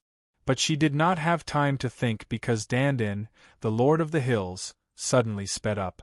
Although he was short, once he started running, he showed an astonishing speed. Every time Dandin's thick lower limbs hit the ground, the huge force of his stomp would send a cloud of debris flying, as if a circle of ripples had appeared in the sea of bones. Doreen, the elven messenger, stopped at the same time. She drew her bow and pulled the string. Although no arrow could be seen on the full moon bowstring, the constantly shining brilliance made Enkiel feel as if there was a thorn in her back. A sense of extreme danger arose in her heart. When Dandin was about 100 meters away from Enkiel, he suddenly sprung up and shot towards her like a meteor. In the distance, Doreen's hands were waving in a very small amplitude that was almost imperceptible to the naked eye. Her movements seemed meaningless, but Enkiel knew that all possible escape routes had been blocked by Doreen's subtle movements. The two people in front of her were just too famous.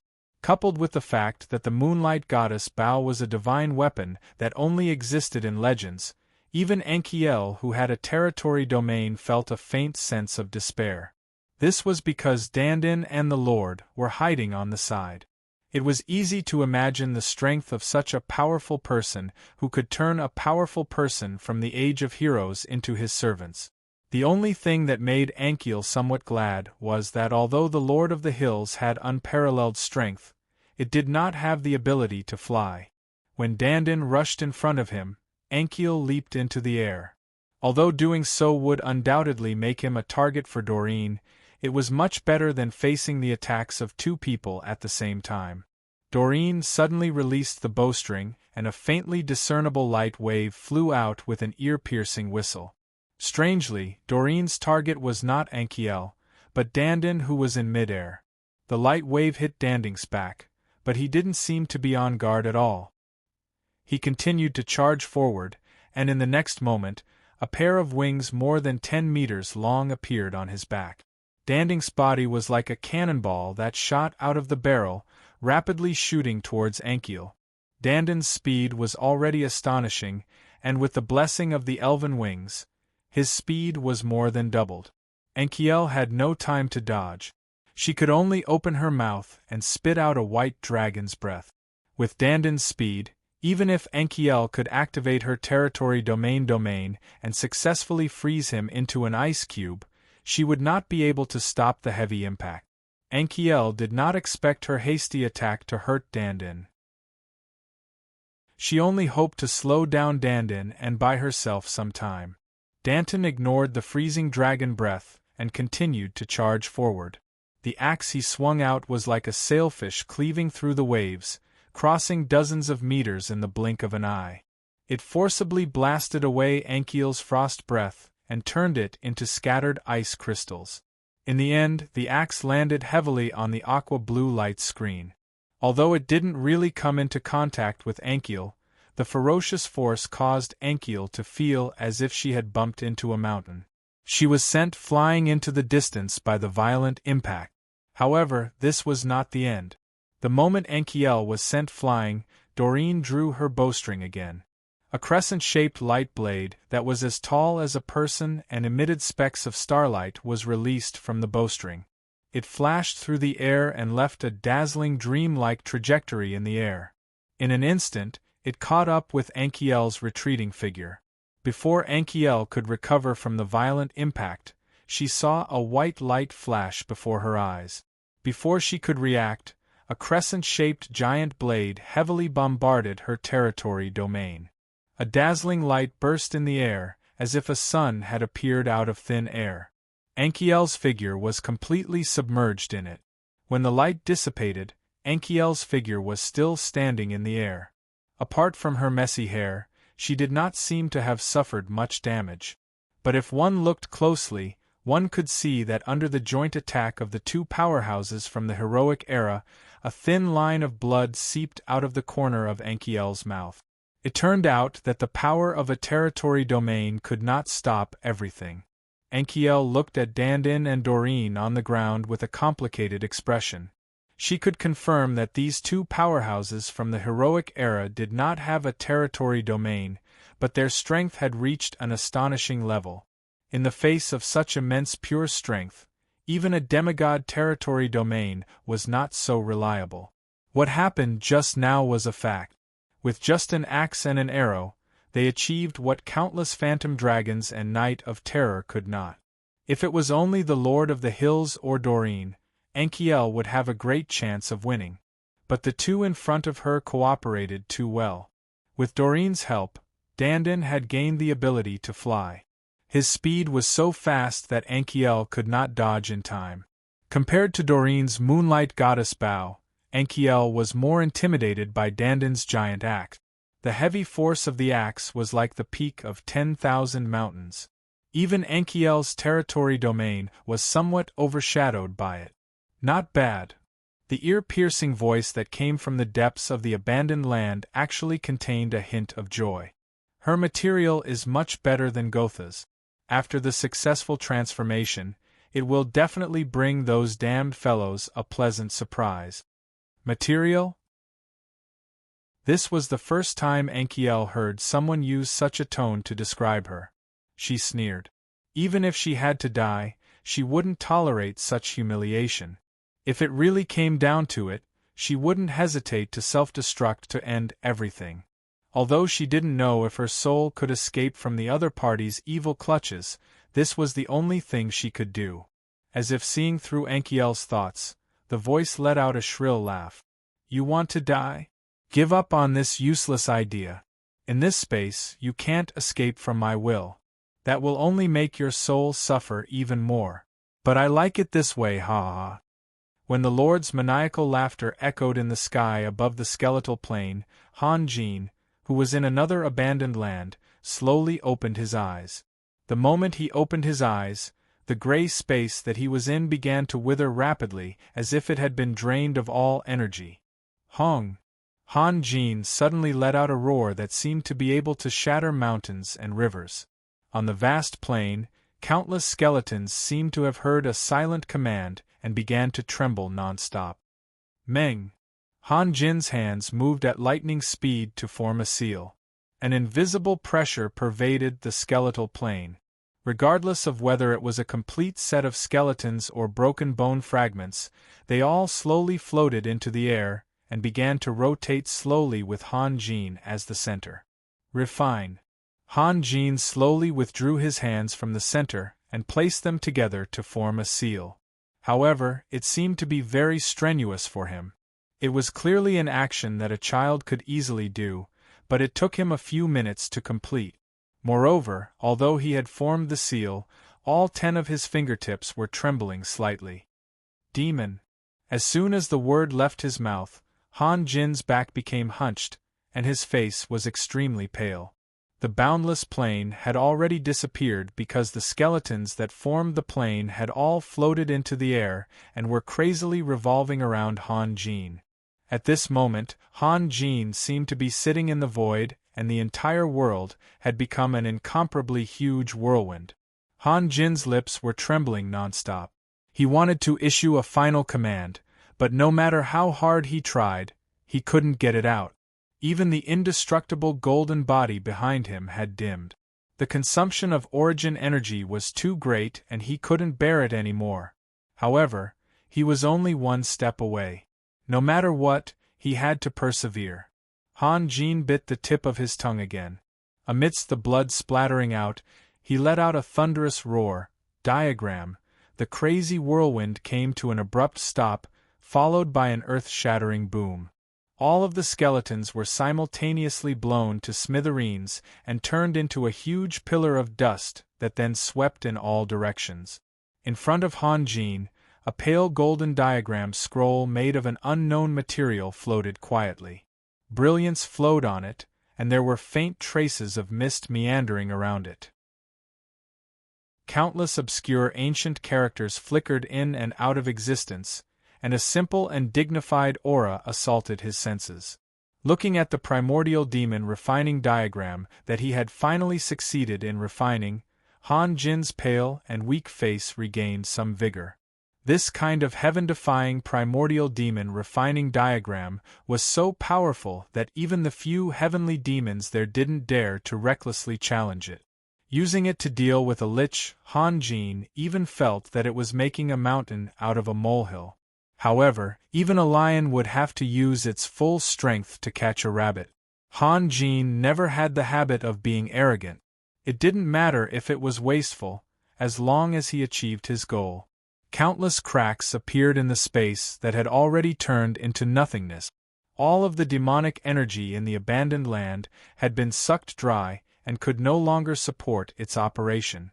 Finally, it began to completely collapse. Suddenly, countless faintly discernible soul fires appeared out of nowhere. They spun, danced, jumped, and surged toward Han Jin. Han Jin's divine sense swept through the soul fires and discovered that they were all vengeful spirits that had been imprisoned for countless years. However, these vengeful spirits didn't have any ill intentions.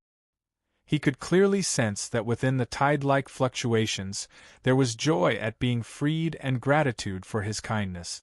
When the first soul fire disappeared into Han Jin's body, his expression changed drastically, and his body turned into a statue. Countless soul fires surged toward Han Jin and disappeared into Han Jin's body one after another. Han Jin remained motionless, and his expression was blank. Meanwhile, the indestructible golden body's color gradually turned from dim to bright, and finally turned into a radiant giant that sat there silently. The last soul fire disappeared, and the collapse of the abandoned land was nearing its end. Han Jin didn't care about the changes in the outside world at all, and he even forgot about Ankiel's crisis. Countless soul fires had been refined in the abandoned land, accumulating immeasurable karma. Now, all of this belonged to Han Jin. Compared to the energy provided by the demonic crystals, the energy provided by the soul fires was purer, cleaner, and larger. There was even no limit to it, because this was the merit and virtue that he had created. The blessings and prayers of countless soul fires were willing to melt and disappear, and they used their last efforts to repay his kindness. When all of their wills gathered together, it was more majestic than the vast ocean. For some reason, Han Jin suddenly felt that the world had become smaller. However, this unexpected and shocking increase in power forced him to consider a question. Was cultivation really just a process of accumulating energy? At this moment, a sinister laugh interrupted Han Jin's thoughts. A ball of fire suddenly appeared on Han Jin's body and burned fiercely. Then, an almost transparent fireball with a radius of several meters hit Han Jin. Then, a long white breath surged from behind and enveloped Han Jin in the blink of an eye. The 3 consecutive attacks were seamless. Seeing that Han Jin was trapped by the fireball, Fan Lunding was overjoyed. However, he was also a little hesitant. He deliberately let out a sinister laugh to force Han Jin to dodge, but Han Jin didn't move at all, causing all of his backup plans to fail. The exploding fireball dissipated. Han Jin didn't waste the faked earth corpse, and he didn't turn into charcoal like Fan Lunding had imagined. He slowly turned around and looked at Fan Lunding. His legs, chest, and back were still burning fiercely, turning him into a man of fire. Han Jin paused for a moment, then reached out his hand and casually patted his body a few times. The flames that were still burning fiercely a moment ago were instantly extinguished. Fan Lunding's laughter stopped abruptly. This was impossible. The bone-corroding flame was a very terrifying fire elemental curse magic. With Fan Lunding's magic power, as long as the bone-corroding flame was successfully released, it could last for several days or even weeks. Except for Ankiel, who could use the deep blue realm to extinguish the flames, this curse was almost unbreakable. Even a high-grade priest would be helpless. Even someone as strong as Nikolay could only rely on his combat aura to hold on until the magic ran out. But this enemy in front of him just casually patted his hands, and the flames were extinguished? When Fan Lunding's eyes met with Han Jin's, he couldn't help but take a few steps back. In fact, even he couldn't tell what he was afraid of. It was just an illusion that Han Jin's figure suddenly became infinitely large, as if he had merged with the world and was looking down at Fan Lunding. However, when Fan Lunding took a few steps back and took a closer look at Han Jin, the illusion mysteriously disappeared. "You have a cowardly heart, Fan Lunding. Your future ends here," Han Jin said calmly. Fan Lunding had no intention of coming to his senses. He was too lazy to consider whether Han Jin was mocking him, or trying to provoke him. He concentrated on expanding his realm to guard against Han Jin's attack. Once Han Jin's power was fully recovered, Fan Lunding would immediately run away. As for the agreement with Denver, to hell with it. Han Jin stretched out his hand and performed a spell. Fan Lunding clearly heard a shattering sound. Then, a white light fell from the sky and enveloped Han Jin. The next moment, Han Jin disappeared without a trace. Ankiel had reached the most critical moment. If she was only dealing with Dandin and Doreen, she could still hold on for a while, but Denver, who was hiding in the dark, always released his mental attack at the critical moment. Ankiel was basically fighting against 3 experts alone. In just a dozen minutes, the situation was already irreversible. Every time Dandin attacked, Ankiel's deep blue realm would shake violently and consume a lot of energy. Although Ankiel's counterattacks could hurt Dandin, as long as Dandin came into contact with the plane of bones under his feet, the wounds caused by the extreme cold would quickly heal. One side was constantly consuming energy, while the other side maintained their peak state. There was no doubt about the outcome of the battle. What was more helpless was Doreen. No matter how quickly Ankiel shifted her position, she could not avoid Doreen's attacks. Suddenly, Ankiel sensed that the enemies seemed to have stepped up their attack rhythm. The Moonlight Goddess bow in Doreen's hand kept vibrating, and huge crescent-shaped light blades flew towards Ankiel one after another. Dandin, on the other hand, leaped up to a height of nearly 100 meters with the help of the elven wings. He threw the huge axe in his hand that was disproportionately large for his body. It whistled and spun towards Ankiel, who was shrouded in countless light blades. At the same time, Denver released his mental attack again and violently broke into Ankiel's mental world. Ankiel, who was shrouded in a fatal sense of dizziness, could not even dodge. The crescent-shaped light blades shot out by Doreen sent Ankiel flying in the air. The color of the deep blue domain gradually dimmed under the incessant slashes of the light blades. If she were to be struck by Dante's giant axe at this moment, she knew without thinking that she would at least be seriously injured. Despite the intense dizziness, Anchiel still managed to retain a trace of clarity. Her eyes were filled with determination. In this forsaken land, serious injuries meant death. Anchiel was not afraid of death, but what worried her the most was that there was a fate even more terrible than death waiting for her. Anchiel recited an incantation as she retreated. But just as the elemental waves suddenly became violent, another mental attack surged into her mind, forcefully interrupting her incantation. It was only at this moment that Anchiel truly understood that the gap between the two of them was not something that could be made up for by hard work and risking her life. Under an inexplicable will, everything she wanted to do could not be hidden. Boom.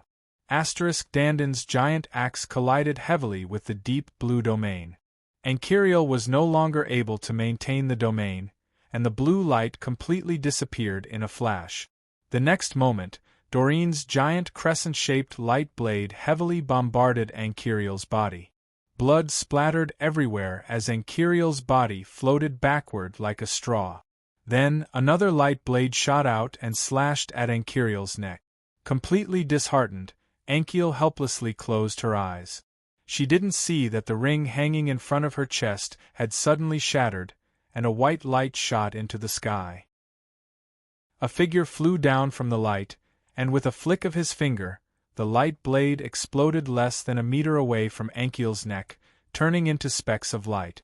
To be continued. If you want to know what will happen next, please go to www.chidian.com. There are more chapters.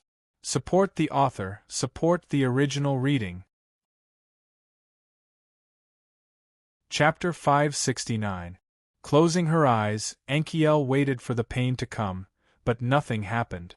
Furthermore, the mental attack released by Denver suddenly receded from her mind like a tide. The moment she regained consciousness, she felt an arm full of strength wrap around her waist. Anchiel immediately opened her eyes and saw Han Jin's sunny smile. An indescribable wave of emotion rippled and surged in her heart. She had 1,000 words to say, but she didn't know where to start. In the end, she said bitterly, You shouldn't have come, a very classic line, isn't it? Han Jin's smile had a hint of ridicule.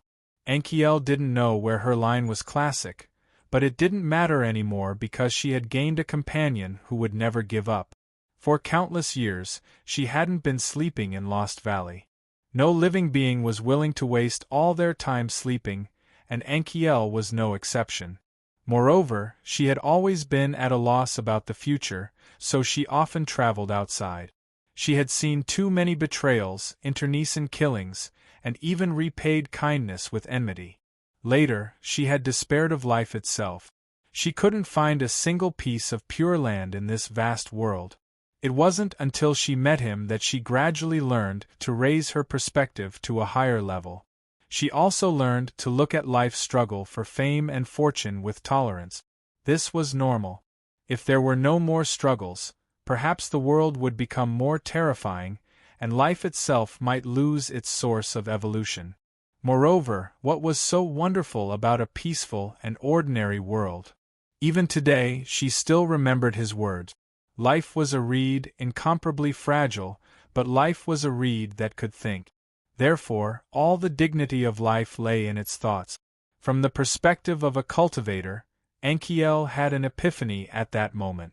In the past, her thoughts only focused on hunger, thirst, and sleeping when she was sleepy. She only focused on how to become stronger and how to maintain the stability of her people. To her, these were all she cared about.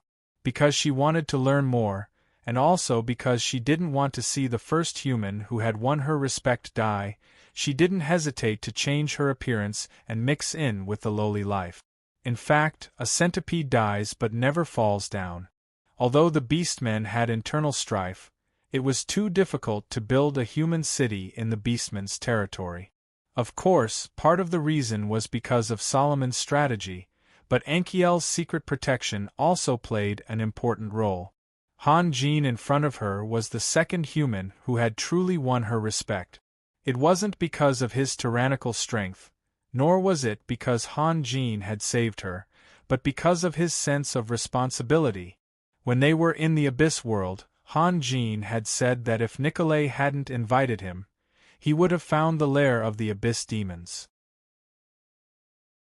Later, she understood that Han Jin wanted to completely destroy the demon pool and cut off the connection between the death god Hamas and this plane. More importantly, there were various irreconcilable conflicts between Han Jin and the dragon race. For the future of the Holy Crown City, he should watch the fire burning across the river. At least, he shouldn't take the risk himself. Suddenly, the white light emitted from Han Jin's palm interrupted Ankiel's reverie. She found that, under the white light, the wounds on her skin were slowly healing at a speed visible to the naked eye. Ankiel came back to her senses, gently pushed Han Jin away, stood on the ground, and then brushed her messy long hair. Since Han Jin's appearance, Dandin and Doreen had stopped attacking. They seemed to be unable to understand how Han Jin had forced his way into this abandoned land. Before they figured out the key, they didn't want to start a fight. "Do you know who they are?" Ankiel asked in a low voice. "The disciples of Denver." "What's wrong?" Han Jin asked. "You're wrong." At this time, Ankiel knew that they didn't have time for jokes and riddles, so she chose to get straight to the point. "Do you see that dwarf? He's the king of dwarfs, Dandin. And that one, she's holding the bow of the moonlight goddess. Do you know who she is? The elf messenger, Doreen." Even in his dreams, Han Jin had never thought that he would hear the names that he had heard so many times. He was stunned for a long while, and still looked at Angiel with hesitation.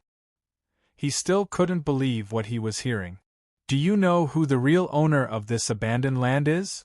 Ankiel seemed to be unsatisfied and continued to provoke Han Jin. "Denver." If Han Jin had said it a moment ago, he would have been 100% sure. But now, he couldn't guarantee anything. "It's the god of the underworld, Staya." Ankiel's smile became bitter. "Do you understand? You really shouldn't have come. Then, after you're killed, will the god of the underworld obediently scram and disappear from our plane?" Han Jin finally recovered from his shock, and a bright smile appeared on his face once more. Han Jin's words were unpleasant to the ears, and they were equally rude to Ankiel and the god of the underworld. Ankiel was angry and amused at the same time, but she understood what Han Jin meant. "If not, is there anything that should or shouldn't be?" Han Jin slowly turned around and glanced at Dandin and Doreen, who were standing still. "They're not what I imagined. So ugly. Don't blaspheme them," Ankiel said seriously. "Their souls have been corroded. Otherwise, even Dandin wouldn't be willing to become Staya's slave." "Haha. Judging from their situation, they don't need my apology." Han Jin looked around. "But I'm curious. That god of the underworld is hiding in this plane. Why hasn't the laws been shaken?" The god of the underworld, Staya, fell long ago during the Age of Gods, and his quintessence was taken by the god of death, Hamas. What we are facing now should be a fragment of a quintessence. "His power is not enough to change the laws," Ankiel said. "So, he's just a third-rate god? Or not even a third-rate god?" Han Jin asked with a smile. Ankiel's eyes widened. No one had ever dared to use such a tone to mock a god. Even if it was just a fragment of a divinity, its power was at least above that of the god of death's projection. The reason he was hiding in the abandoned land was not because he was afraid of being hurt by a powerful being, but because he was afraid that he would become a sweet fruit. It was precisely because the god of death had possessed the divine spark of the god of underworld Staya that he could become the overgod of darkness. If he knew that the divine spark of the god of underworld Staya was still causing trouble in this plane, it was self-evident how the god of death would react. What could be more important than capturing a divinity? Enkiel's breathing became heavy. Although Han Jin's tone was calm, she could feel a kind of heroic spirit that soared to the sky, a kind of heroism that would not change even if he died 100 times. In the end, Enkiel had to open her mouth and take a few deep breaths to calm her surging heart. Looking at Han Jin's calm expression, she suddenly smiled. There was nothing to be nervous about. The only thing was death. Then, she would use this time to put a full stop to her life. The atmosphere in the abandoned land became deathly silent. Han Jin was silent, and so was Enkiel. They were all waiting for the final moment to erupt. After an unknown amount of time, a gloomy voice came from afar. "Arrogant blasphemer, you have thoroughly angered me. Do you know that? Your suffering is about to come." "I've heard similar words before," Enkiel said with a smile. "You see, my friend is already dissatisfied with the god of the underworld. Can you change it?" Han Jin laughed out loud. "Rise, my most loyal warriors." The gloomy voice did not respond to Han Jin's provocation. At this point, there was no point in arguing. The vast plain suddenly turned blood-red. Clear lines of blood drilled out of nowhere and rushed toward the motionless Dandin and Doreen. Layer after layer of blood webs merged into the two skeletons one after another. Dandin and Doreen were gradually filled up at a speed that could be seen with the naked eye. Even Gotha, who had been severely damaged by Enkiel's attack, became the center of the blood webs. However, the other undead creatures were not affected. It was obvious that the three heroes of the First World War were special props made by Staya.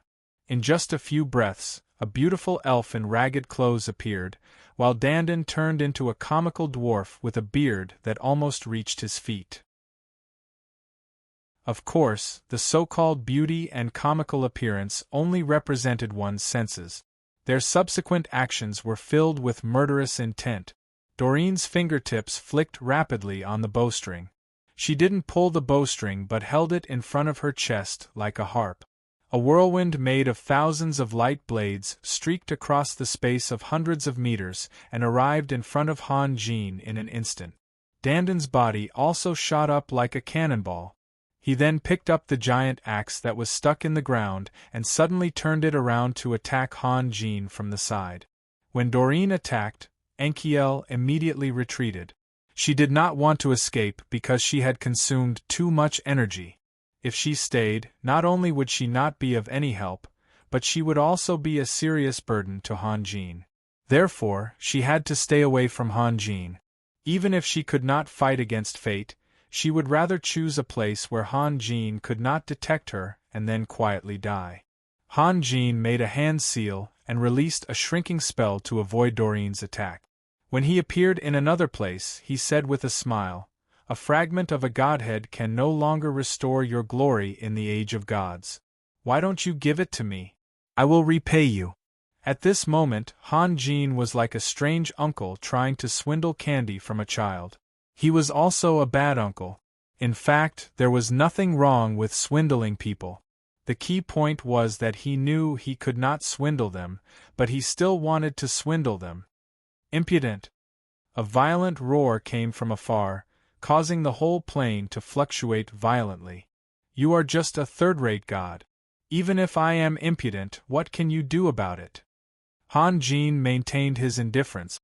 He did not move, but the invincible avatar behind him was making hand seals. Then, a clear chant resounded through the world, "Red Lotus. Bloom."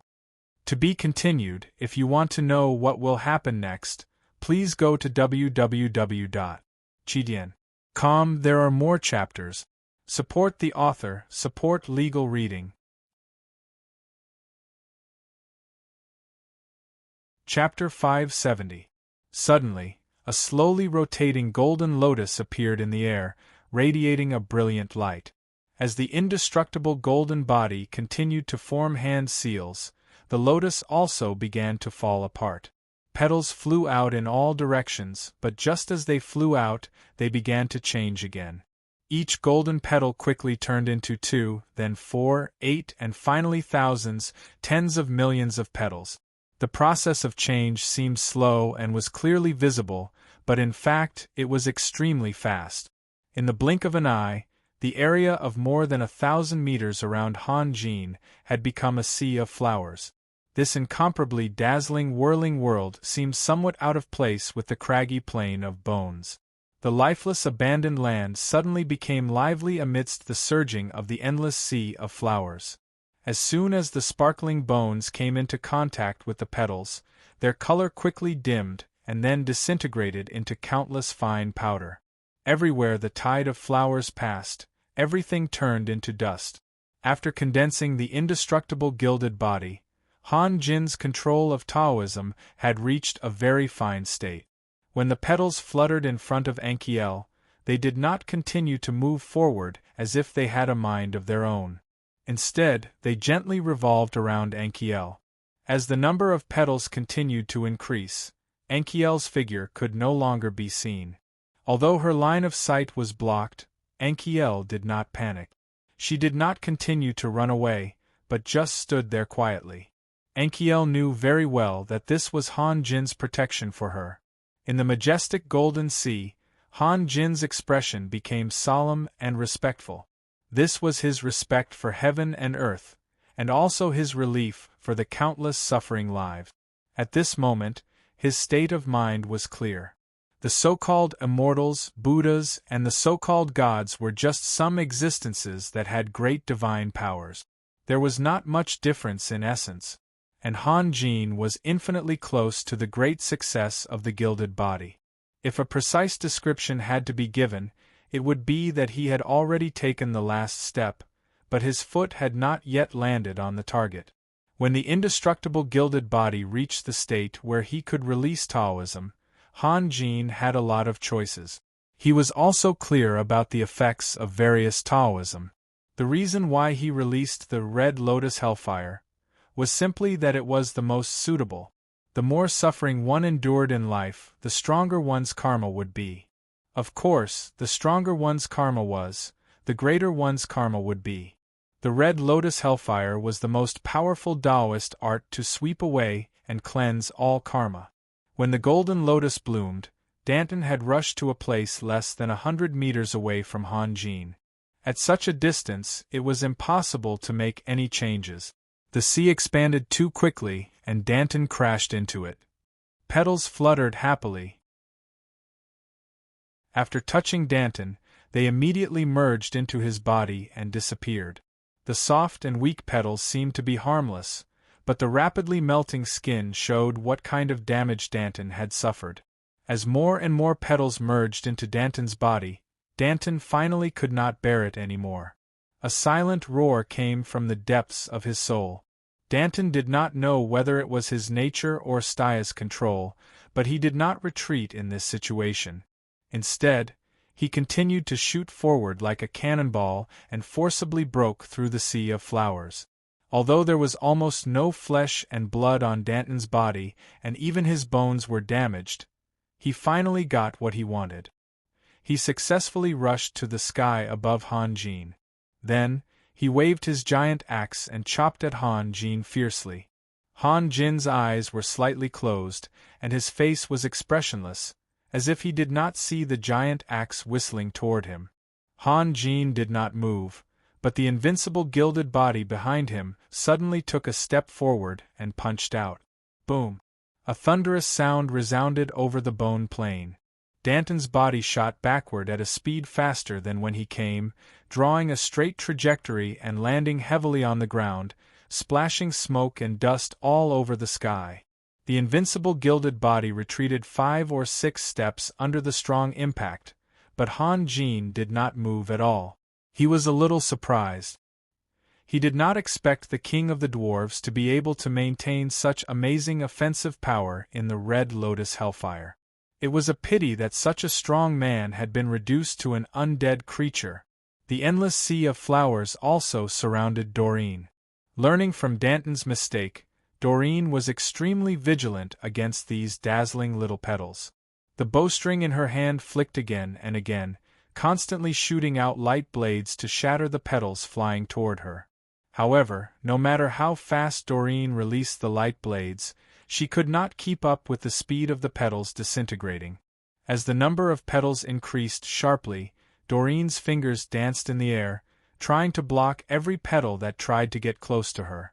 But compared to the huge sea of flowers, Doreen's figure was a little too thin. The spirit dragons collectively spat out their dragon's breath at the sea of flowers that was rapidly approaching. Dozens of scorching white air currents condensed into one, like a waterfall falling from the sky. Countless flower petals dissipated under the impact, but this small gap was immediately filled by the other flower petals.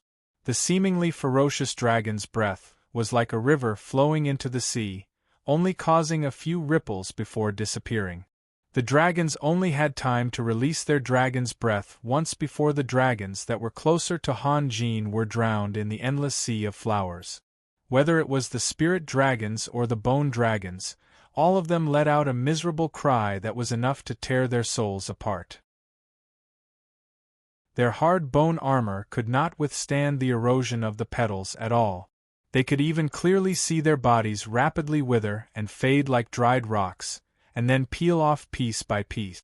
There was nothing more frightening than watching one's own body disintegrate bit by bit, even for undead creatures. The spirit dragons and skeletal dragons that did not manage to escape in time rolled and struggled helplessly in the sea of flowers, but they could not escape. Occasionally, they would use all their strength to spit out dragon breaths, but they could only create a small blank space in the sea of flowers, unable to slow down the erosion of the petals at all. Compared to the spirit dragons, the lower-ranked Knights of Terror were more determined. After witnessing the miserable state of the dragons, they did not hesitate to charge at Han Jin's position. And between the Knights of Terror and Han Jin was an endless sea of flowers, or rather, a sea of death. There were no rousing shouts, nor were there any declarations before death. There was only the sound of horse hooves that shook the whole plain of bones. The Knights of Terror were silent, and without a word, they poured into the gorgeous sea of flowers in front of them like a tide. But under the huge difference, numbers did not equate to strength. Dantine, the king of the hills, could rush to Han Jin's side under the erosion of the sea of flowers, but the Knights of Terror could not do so. Even the knights' spears that they threw at Han Jin from afar were melted by the petals in the process of flying and disintegrated into countless scattered dust. The first thing that was melted was the armor of the knights, and then the bone horses under them. The strong bones were rapidly becoming thin, and as they galloped, fine powder constantly fell from them, as if countless invisible files were constantly grinding their bodies. When the limbs were so small that they could no longer support their running, the sound of bones breaking could be heard one after another. The knights leaped up the moment the skeletal horses fell. They did not care about their mounts that were rolling in the dust and continued to charge into the depths of the sea of flowers without stopping at all. But their ending was already foreseeable. Even if they could rush to Han Jin's side, their severely corroded bodies would not allow them to launch any effective attack. Since Han Jin's appearance, the situation had been completely reversed. The two strong men from the Age of Heroes, who had been chasing after Ankiel, had been beaten into the dust by Han Jin, while Doreen had fallen into the endless sea of flowers. At this moment she couldn't even protect herself, let alone attack Han Jin. If that was the case, then it was only a matter of time before Han Jin wiped out these large numbers of undead creatures. But of course, the god of the underworld, Staya, could not watch everything that he had painstakingly built up be destroyed in a day. An enormous wave of mental strength surged out from the depths of the abandoned land like a tidal wave. Protected by the petals, Ankiel could not help but show a pained expression. The mental strength this time was much more violent than the previous ones. Not only did Ankiel feel dizzy, but it also felt as if his head was being torn apart. Even with his strong physique, he could not withstand it. On the other hand, the undead creatures seemed to have been injected with stimulant. Their strength suddenly increased by a lot, and even the bone horses that had been corroded beyond recognition stood up shakily from the ground. Ripples visible to the naked eye suddenly appeared in the air. Wherever the ripples passed, the golden petals melted like snowflakes that fell into a lake, disappearing into the void. The ripples kept appearing, and the petals kept splitting. The two sides were evenly matched. The sea of petals had been limited from 1,000 meters to a few hundred meters. It could not advance any further, and the transparent ripples could not penetrate the sea of petals. Han Jin cast his gaze in the direction of the mental strength. He was shocked by the immense mental strength of the god of the underworld, Stya. It was obvious that Denver could not do this. When he released the hellfire of the Red Lotus to attack the fallen angel Catherine, she was also busy dealing with it. Even if Denver was stronger than Catherine, there was still a certain limit to it. But the enemy had not yet appeared, and he had destroyed the hellfire of the Red Lotus with his mental strength alone. It seemed that Ankiel's judgment was right. At this moment, something strange happened. Han Jin suddenly sensed that an incomparably obscure, soul-like thing was quietly flying towards him, and it was only a few meters away from him. Han Jin's expression changed. Ever since he had condensed the immortal golden body, nothing could escape from Han Jin's perception. He had no time to think about the reason behind it. He only had time to pinch a seal, and a layer of golden light instantly covered his body, but it still could not stop the invasion of that thing. After that thing entered Han Jin's sea of consciousness, it immediately began to stir up trouble. An indescribable strange feeling swept through Han Jin's body and mind. Unlike the cultivators in this world, Han Jin cared most about the stability of his state of mind. Now that his sea of consciousness was under attack, he naturally did not dare to take it lightly. His fingers danced like butterflies among flowers, pinching a variety of seals. The immortal golden body behind him also did the same as Han Jin. Suddenly, a golden light shone in the air, and Han Jin's whole body was wrapped in dazzling light. At the same time, the speed of the splitting and reproduction of the sea of flowers slowed down as Han Jin was distracted. The area covered by the countless ripples had shrunk to less than 100 meters. Suddenly, there was a loud bang from the ground, and countless sand and stones splashed into the air. Danding's battered figure soared into the sky. It turned out that in the confrontation with the immortal golden body just now, Danding had been beaten deep into the ground by that kind of powerful force. However, Danding did not directly rush to Han Jin. Instead, he landed steadily on the ground and stared at the shrinking sea of flowers, waiting for the moment when the sea of flowers was completely swallowed by the ripples that were constantly emerging. At the same time, Doreen had also escaped from the sea of flowers. At this moment, she was plucking her bowstring, sending out light blades to eliminate the gradually thinning petals. The Knight of Terror and the dragons also rushed over. Even a fool could see that this was the best time to attack. Seeing Han Jin's predicament, the sharp voice laughed out loud. "It's useless. Give up the futile resistance. You've been cursed by me. Soon, you'll taste the taste of death." Upon hearing this voice, Han Jin smiled. If he had known that it was a curse, he would not have been so nervous. In terms of spiritual power, all the masters within the constraints of the law could not be compared with Han Jin. Han Jin was only one step away from truly condensing the immortal golden body. His spiritual power had already reached a level as vast as the sea. It was not something that a third-rate god who had been reduced to the level of a lich could easily shake. Han Jin was afraid that some strange creature would break into his mind. No matter what, Han Jin did not want to use his body as a battlefield. No matter if he won or lost, he would be the one to suffer. The curse of the nether god Stya? It sounded very powerful. Han Jin's smile grew wider and wider. Then, he stretched out his right index finger and gently pressed it between his eyebrows. He slowly said, "Clear will of heaven. Open." His spiritual power condensed into a point in his sea of consciousness and then exploded. At this moment, Han Jin seemed to hear a scream from his sea of consciousness. Not only Han Jin's sea of consciousness, but the entire white bone plane was also trembling violently. If the spiritual shock released by the god of underworld, Staya, was like a gentle ripple, then the will of heaven that Han Jin had condensed with all of his divine thoughts was like a ferocious spiritual storm. The storm collided with the ripples in the air and immediately burst out with a violent bang. Countless streams of spiritual turbulence burst out in all directions. Even Doreen was like a lonely lily in the wind under this pervasive spiritual attack. Some of the weaker Knight of Terror and Bone Dragons struggled and fell to the ground, while others roared in pain. As for the Lord of the Hills, there was no trace of expression on his fleshless face, but the red light in his empty eye sockets showed that his soul was experiencing an extremely violent impact at this moment. Gradually, the ripples in the air began to retreat, and the coverage of the Sea of Flowers quickly expanded, wrapping some of the Terror Knight of Terror and Bone Dragons who had not retreated in time. Doreen and Dandin tried their best to retreat.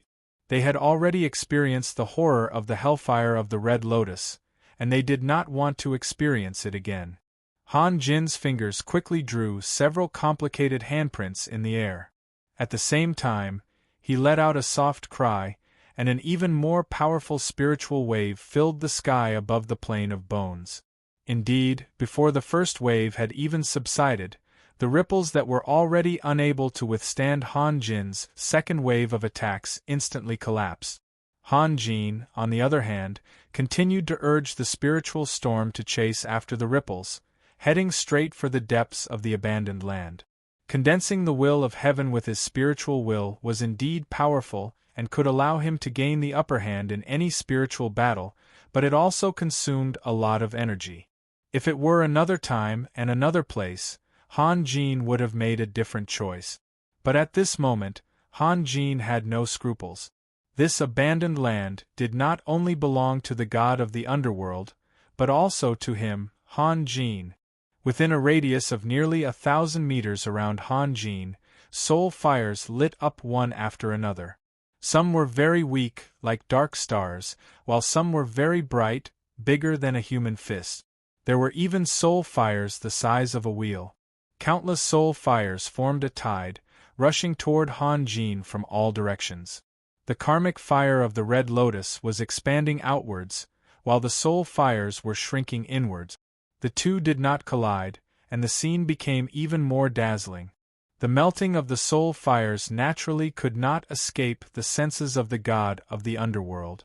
After the rumbling sound caused by the spiritual storm, the god of the underworld suddenly became silent. After a few breaths, he suddenly roared, "Who are you? Who are you?" The god of the underworld's voice was sharp and trembling, as if he had been greatly stimulated, or because of something he was afraid of. He was willing to hide in the depths of the abandoned land because he was afraid that the remaining fragments of the divine spark would become a sweet fruit that would be picked by other gods. But now, he could only watch helplessly as his origin turned into a completely different kind of power, and then it was all absorbed by the enemy. This was far beyond what he could bear. It could also be said that the thing he was most afraid of had really happened. Han Jin did not seem to hear the question of the god of the underworld. He closed his eyes slightly and continued to make gestures. In fact, he had never been a person who liked to cause trouble. Although he had been through many trials and tribulations, his nature had not changed much. Just like this time, if Denver had not taken the initiative to attack, he would have returned to the surface. But now Han Jin really wanted to kill the god of the underworld. Even if the god of the underworld begged for mercy or surrendered, he would completely destroy him. He had accepted too many gifts, and if he wanted to free all the wraiths, god of the underworld, then god of the underworld must die. To be continued. If you want to know what will happen next, please go to www.chidian.com. There are more chapters. Support the author, support the original reading. Chapter 571. Speak. Who the hell are you? The god of the underworld roared once more. Although he knew that it was unlikely for him to get an answer and that it would make others feel that he was showing weakness, he had no choice but to ask because this was too important to him. He even suspected that this was a trap set up by a certain god. Clearly, he was lacking in self-reflection. If he had continued to hide in his lair, how could Han Jin have come knocking on his door? "Aren't you one of the gods? Guess for yourself." Han Jin sneered and pressed his fingertip against his forehead again. The divine sense hidden in his sea of consciousness was fully activated. Clear will of heaven. Open.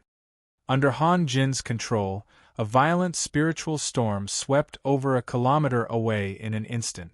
The divine sense condensed into divine sense followed the spiritual trail left behind by the god of the underworld and pursued it relentlessly, rushing straight into the depths of the abandoned land. Han Jin's indestructible avatar did not become indistinct even though it had lost a large amount of vital energy. Instead, it became even clearer as countless soul flames fused into it. Golden light shot out in all directions, and countless simple runes appeared and disappeared around the indestructible avatar. Han Jin's figure was like a real god, standing solemnly in the dazzling light. From the moment Han Jin joined the battle until now, he had almost never moved from his position. Firstly, there was no need. This was his world, and the further his divine sense could travel, the further his attack range would be. Secondly, he had to take care of the greatly weakened Ankiel. To be honest, if Ankiel had not been trapped, Han Jin would have immediately thought of a way to return after destroying the abandoned land. He would settle this account later. He had just touched upon the true meaning of the Great Tao, so he needed to immediately go into seclusion to train. It could also be said that the god of the underworld had brought this upon himself. He had no reason to be angry, nor was he worthy. Could it be that whoever he wanted to kill would have to obediently wait for death? At this time, the god of the underworld, Staya, also made a counterattack. Countless streams of black gas rose from the ground into the sky, like a black rainstorm. They poured into Han Jin's divine sense and crazily drilled into it. The black gas was constantly changing its shape in the vast spiritual waves, faintly showing signs of expanding. It seemed to have an independent consciousness and was as slippery as a fish, always escaping the moment Han Jin was about to catch it. As the black gas continued to increase, the momentum of heaven's will was finally slowed down. Han Jin could almost hear the painful roars of the black gas as it tangled with heaven's will. "So you, a third-rate god, are nothing more than a demonic person." Han Jin laughed heartily. Next, Han Jin changed the hand seals and heaven's will immediately came to a standstill, starting to slowly revolve in the sky. Under the control of Han Jin, the sea of consciousness, which was originally invisible to the naked eye, unexpectedly showed traces in the sky. An incomparably huge pale white vortex faintly appeared in the sky above the plane of bones. The speed of heaven's will's rotation became faster and faster, and gradually, those vengeful spirits also involuntarily followed it. And under the vortex, countless streams of black gas broke out of the ground and joined in the rotation. In a short few breaths of time, the huge vortex rotating in the sky above the plane of bones gradually changed. Under the control of Han Jin's divine sense, the whole vortex was divided into two distinct parts. One half was a pale white full of boundless vitality, and the other half was pitch black like ink emitting dense deathly aura. The whole sky seemed to have been occupied by this boundless black and white world, and everyone could feel the simple and dense aura assaulting their senses. Black and white weren't stagnant, but were continuously revolving.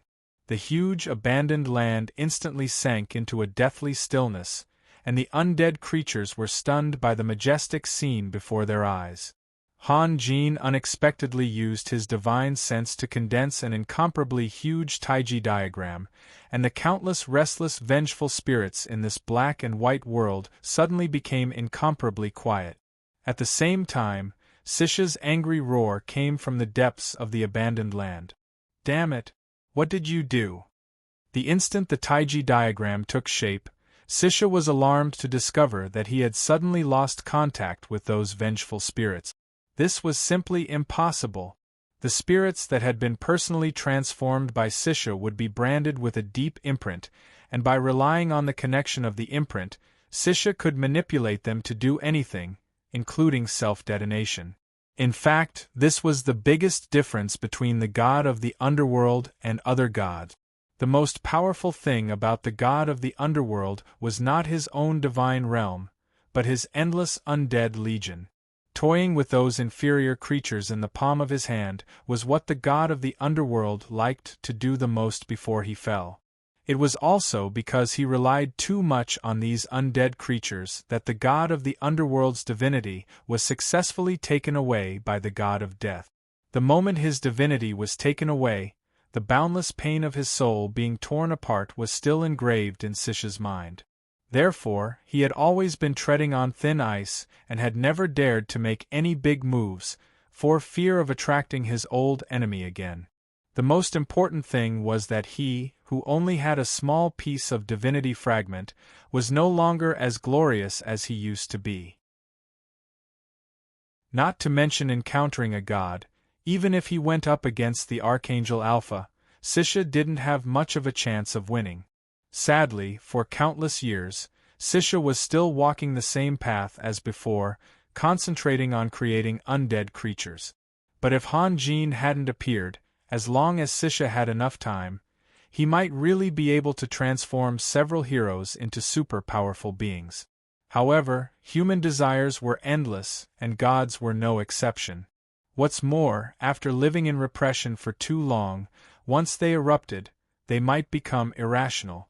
After learning that the demon pool had been completely destroyed, the god of the underworld, Sisha, became particularly excited. He believed that it was time for a change, and the original laws were no longer applicable to this plane. However, when the black and white world that shrouded the sky above the bone plane suddenly cut off the spiritual connection between him and the undead creatures, Sisha finally had a long-lost feeling, as if the painful scene of the past was about to happen again. The trembling that came from the depths of his soul stimulated Sisha to the point of madness. Chaotic spiritual waves surged in the sky, but as soon as they got close to the Taiji diagram, these spiritual waves that seemed to carry powerful power would be annihilated in an instant. Yin and Yang flow endlessly. As Han Jin's clear voice echoed in the sky above the bone plane, the whole Taiji diagram expanded several times in an instant, and at the same time began to spin rapidly. The boundary between black and white gradually became unclear, and later, black and white completely merged together, showing a strange scene of flowing and extinguishing. At first glance, the Taiji diagram seemed to have become a huge pitch-black disk, but if one looked carefully, they would find that the disk was actually white, and the black scene before seemed to be an illusion. The strange changes produced by the Taiji diagram caused the whole abandoned land to become somewhat illusory. When the Taiji diagram rotated to the extreme, Han Jin shouted, "Chaos reverse, heaven and earth bloom. Open!" The whole Taiji diagram exploded with a bang, turning into countless extremely small particles of dust that scattered down. The vengeful spirits no longer existed, and only specks of soul fire floated in the air. The next moment, countless specks of soul fire drew out different trajectories, leaving long flaming tails in the air, and flew towards Han Jin like young swallows returning to their nest. An inexplicable joy suddenly filled the sky. Han Jin allowed these large and small flames to fly towards him, watching them merge into his body. He silently felt the Yuan energy in his body soar, and the light emitted by the invincible golden body behind him became even more dazzling. The feeling of being filled with power did not bring Han Jin the slightest bit of joy. Instead, there was a kind of unbearable heaviness. The moment before the countless vengeful spirits disappeared, that kind of joy, was all transformed by Han Jin into boundless killing intent. As if it had sensed Han Jin's undisguised murderous intent, Staya suddenly let out a sharp roar. The entire abandoned land suddenly began to shake, and the ground that was made of white bones began to crack. The thick, lead-colored clouds in the sky seemed as if they would fall at any moment. An extremely oppressive atmosphere filled the entire space. The experts watching the battle did not know the effect of Han Jin's magic, but the god of the underworld, Staya, was incomparably clear. Because of this, he was close to going crazy. If life and death were opposite sides, then what was the opposite side of the eternal land created by the god of the underworld, Staya? It was reincarnation. As long as they came into contact with the dust floating down from the sky, the terrifying night and phantom dragons would fall in droves. It was as if an extremely terrifying infection was spreading rapidly among the undead creatures. Han Jin had killed many undead creatures before, but he had always used his invincible power to destroy the bodies of the undead creatures, causing the soul fire to lose its support. However, this gentle and invisible Tao was far more terrifying than the forceful Tao. Including the bodies of the Terror Knights and the Phantom Dragons, all the skeletons within a radius of several thousand meters were rapidly rotting and disintegrating. In the end, the skeletons even turned into fertile soil. Perhaps this transformation would take tens of thousands of years to complete, but in less than 10 seconds, the entire world had gone through a cycle of reincarnation. If it was just killing the undead creatures, Staya would not care at all. But at this moment, the enemy seemed to be transforming his abandoned land. If he did not stop it, he would lose his foundation. Sensing that the god of the underworld was about to fight to the death, Han Jin sneered. After several spiritual confrontations, Han Jin had already successfully locked onto Staya's position. His figure suddenly turned into a stream of light and shot into the depths of the abandoned land at an extreme speed. Dandin and Doreen immediately launched an attack. Several crescent-shaped light blades shot out from the bowstring in Doreen's hand, while Dandin waved his giant axe and shot towards Han Jin like a cannonball. Before the light blades shot out by Doreen could get close to Han Jin, they disappeared without a trace in the dazzling golden light. Dandin had just raised his arm, but before he could make a chopping motion, Han Jin had already made a gesture and shouted, "Overseer, seal!" A rapidly expanding glow appeared in the sky above Dandin. It immediately turned into a glowing seal and slammed down on Dandin. The seal covered an area of hundreds of meters. If it was compared to a fly swatter, then Dandin, as a dwarf, was much smaller than a fly. He could not dodge at all, and could only watch as his vision was covered by the brilliance. The next moment, the seal fell straight down and heavily hit the ground. The bone plane shook violently. Needless to say, the terrifying knight who was hit by the seal, the nearby knights could not help but fly up into the air. Countless broken bones also sputtered crazily, and a tsunami of smoke and dust rolled in all directions. A hole of hundreds of meters in diameter was left on the ground. The moment the seal disappeared, the surrounding bones rolled inwards and buried Dandin, who was unknown whether he was alive or dead. Doreen was still releasing crescent-shaped light blades. Logically speaking, when she saw Dandin's fate, she should immediately retreat and continue to attack Han Jin. But Han Jin ignored Doreen and continued to fly forward. This was the use of reputation.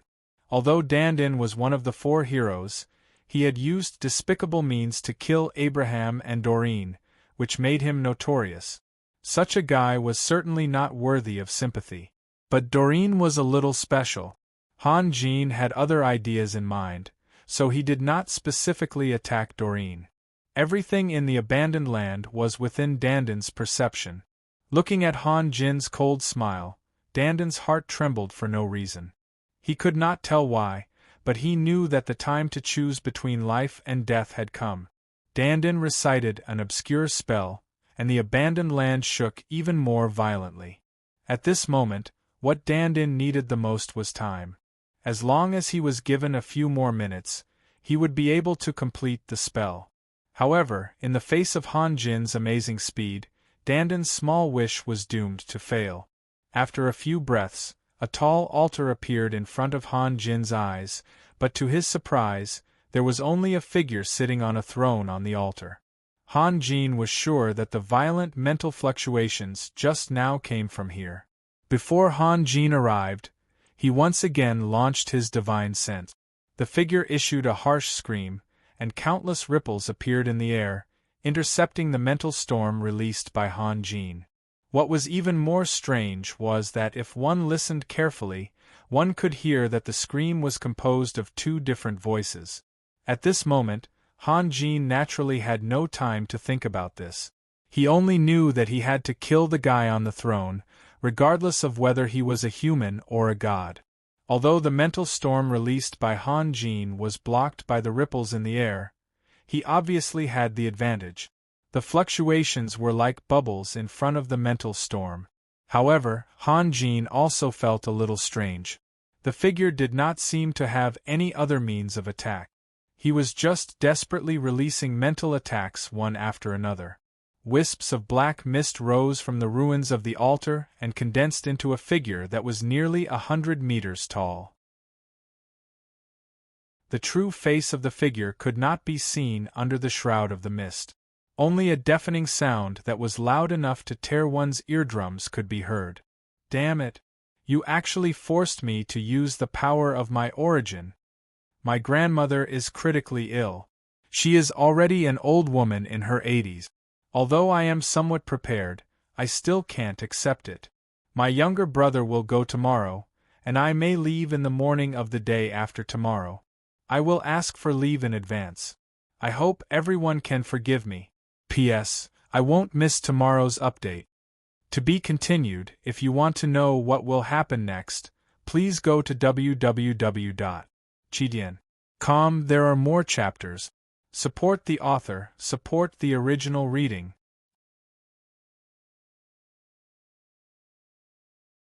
Chapter 572. Be careful.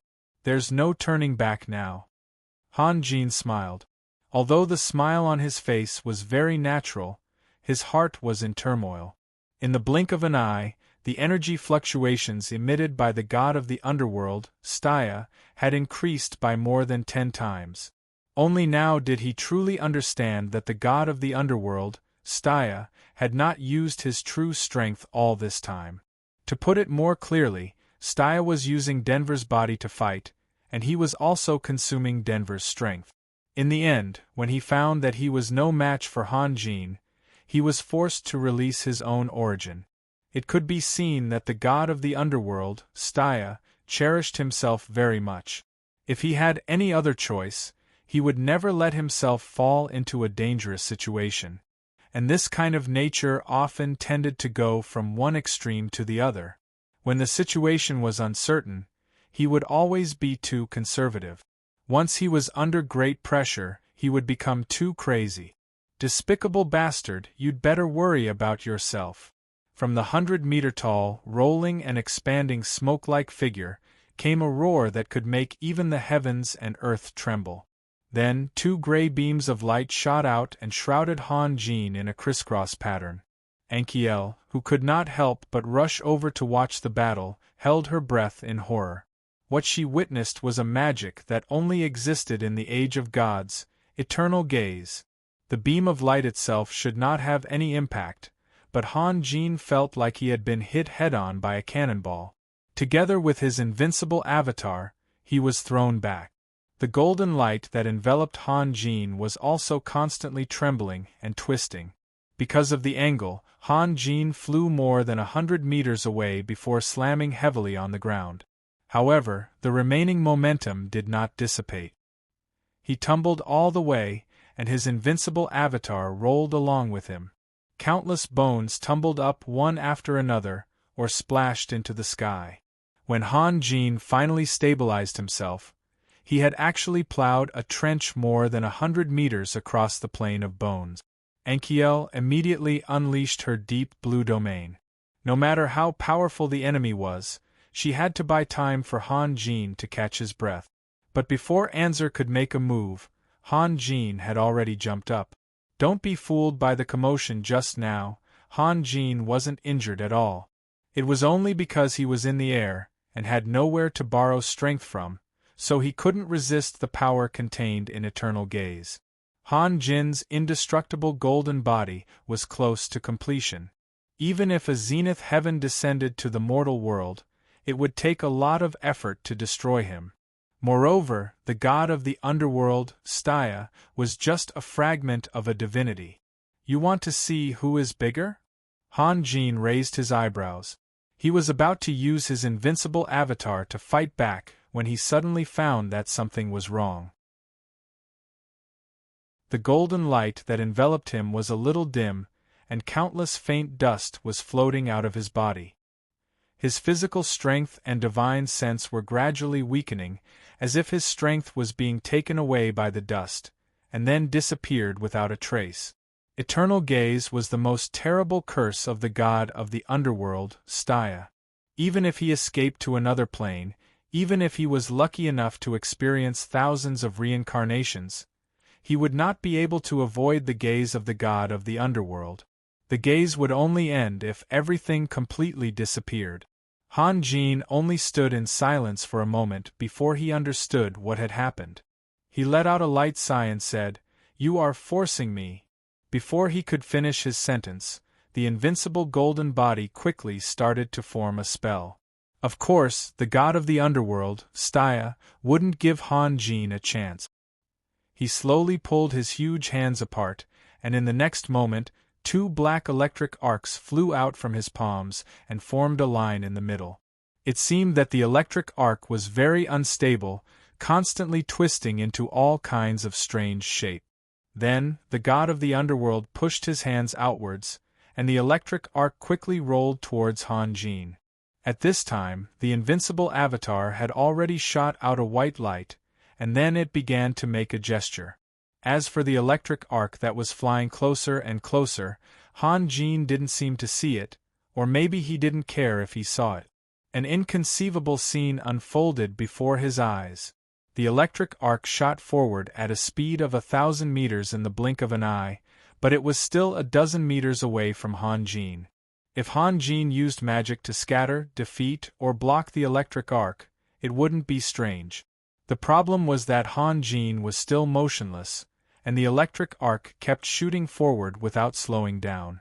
Ankiel, who was watching the battle, was stunned. When she focused on Han Jin, she saw that Han Jin was motionless, and the electric arc was a dozen meters away from Han Jin, baring its fangs and brandishing its claws. When she focused on the electric arc, she saw that it kept rolling forward. Why was it that the same pair of eyes could see 2 completely different scenes? Which one was real and which one was fake? It seemed as if 2 planes were inexplicably overlapping. In one plane, Han Jin and Nether God Staya were only a few hundred meters apart, and in the other plane, Han Jin and Nether God Staya were separated by thousands of kilometers. They were so far away yet so close at the same time. This made Ankiel's heart feel extremely complicated. Not only was Ankiel stunned, but Nether God Staya was also at a loss as to what to do. He silently watched as the electric arc futilely chased forward. After no less than a few minutes, the electric arc's power finally weakened, and a series of black sparks appeared before disappearing without a trace. If they weren't enemies, Staya might have abandoned his self-esteem and tried every possible means to ask what kind of magic that was. This kind of unclear and unexplainable scene had a huge impact on the fallen god Staya. He had already realized that it might be a completely new kind of power that wasn't inferior to that of a god. My turn. In a few minutes, the invincible golden body had already transformed into thousands of spells. A sneer appeared at the corner of Han Jin's mouth. "Staya, that's your name, isn't it? I want to know what you will rely on to survive after losing the Forsaken Land." Then, Han Jin raised his hands and pressed them down. The moment the golden light emerged, it enveloped the entire abandoned land. Countless undead creatures let out painful wails as they were shrouded in the golden light. All the ghost dragons and bone dragons soaring in the sky fell down at the same time. The Knights of Terror raised their hands in an attempt to block the painful rays. Unfortunately, the golden light didn't have any source of light, so it naturally didn't have any direction. It filled every corner like a stream of water. They could block that side, but they couldn't block this side. Accepting the melting of the soul fire time and time again, Han Jin's power rose several times. However, Han Jin didn't want to finish this step. His final enemy was the Archangel Alpha, who controlled the law, not the god of the underworld in front of him. But at this moment, he had no other choice. In fact, with the invincible golden body, Han Jin wasn't afraid of any offensive magic. With the invincible golden body, he could cope with all kinds of changes. But a curse that had reached the divine level gave him an incomparable headache. It even reminded him of the terrible ancient poisons of the legendary era. Once bitten, even the celestial sage couldn't resist. At least, he had no way to remove the eternal gaze, so he could only kill the other party and destroy the last mark of the god of the underworld, Staya. Golden lotuses appeared around Han Jin, slowly blooming and condensing together. Finally, they formed a shining lotus platform that lifted Han Jin up in the air. The huge figure of the god of the underworld, Staya, slowly shrank back a few steps. Han Jin could easily destroy a large number of undead creatures by releasing a single lotus. Even Dandan and Doreen were injured. What would happen if so many lotuses bloomed together? But he had no chance to stop it. He could only wait silently for the change. If that's all you've got, Staya, when these 108 lotuses fall, it will be the time of your downfall. Han Jin softly said, "Red lotus, bloom." The lotus platform under Han Jin's feet suddenly exploded, and beams of light shot out in all directions. The light beams shot into the sky, and countless cracks appeared in the sky, revealing black lines. That was the color of the sky of the Abyss world. The light beams fell on the ground, and the white bone plane disappeared layer by layer, as if a huge scythe was constantly scraping the ground. The light beams fell on the phantom dragon and the terrifying knight. No matter if they were dozens of meters tall, hundreds of meters tall, or as tall as an ordinary person, they were all blown away like straw. But the light beams were not the most terrifying thing. Then, the petals expanded at a speed that exceeded the limit and covered every corner of the world. The undead creatures were still in the air, and their bodies began to disintegrate. The more undead creatures there were, the more powerful Han Jin's achievements would be.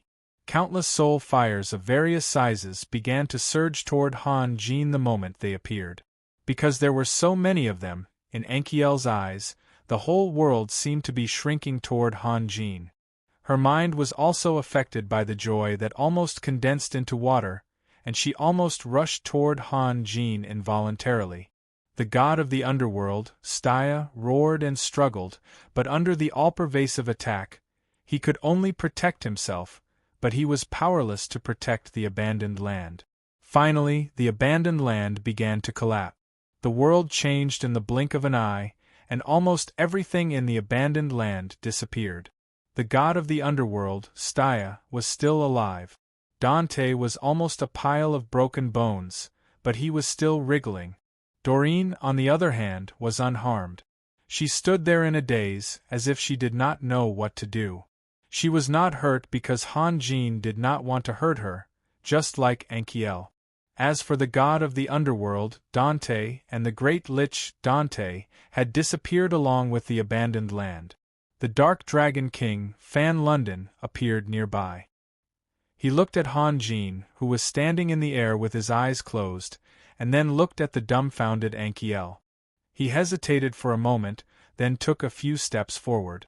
Han Jin suddenly opened his eyes, and his gaze fell on the restless Fan London.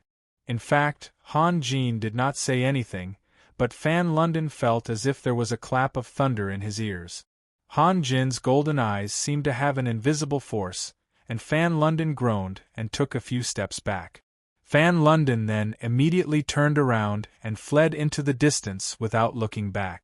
Han Jin's face was solemn. He did not look at the escaping Fan London, nor did he look at the god of the underworld, Stya. He only raised his head and looked at the dark sky. He did not want to come to this step too quickly, but there was no other way. A terrible storm was about to begin. At this moment, he had become an immortal, and the only thing he lacked was the final tempering. To be continued. If you want to know what will happen next, please go to www.chidian.com. There are more chapters. Support the author, support the original reading.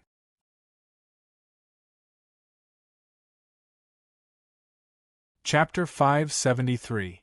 Lowly Trash, do you think you can defeat me like this? You're still far from it.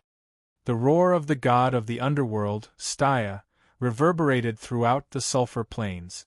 Waves of pressure spread out in all directions, and countless rocks were swept up into the air. Near the god of the underworld, a few rocks that were as tall as a person were uprooted and rolled past Han Jin's feet with a heavy rumbling sound. Lowly. Han Jin smiled, but he wasn't in the mood to argue. His immortal golden body was feeling more and more pressure, and this pressure didn't come from the god of underworld Stya. Among all the powerhouses present, only Han Jin knew what it was. The laws are about to be replaced. From now on, I, the god of the underworld, will become the only ruler of this plane. The god of the underworld slowly raised his two huge arms, and his hands seemed to have already touched the ground. I have to admit that you already have the power of a god. If time could be turned back to the era of the gods, you would have the right to carve your name on the mountain of faith and occupy your own realm, but it's a pity that this place already belongs to me. The sky above the god of the underworld seemed to have been corroded, and a huge hole appeared. Following that, an image appeared in the hole. If Sunir was here, she would definitely recognize it immediately. It was the entrance to the illusion of the temple.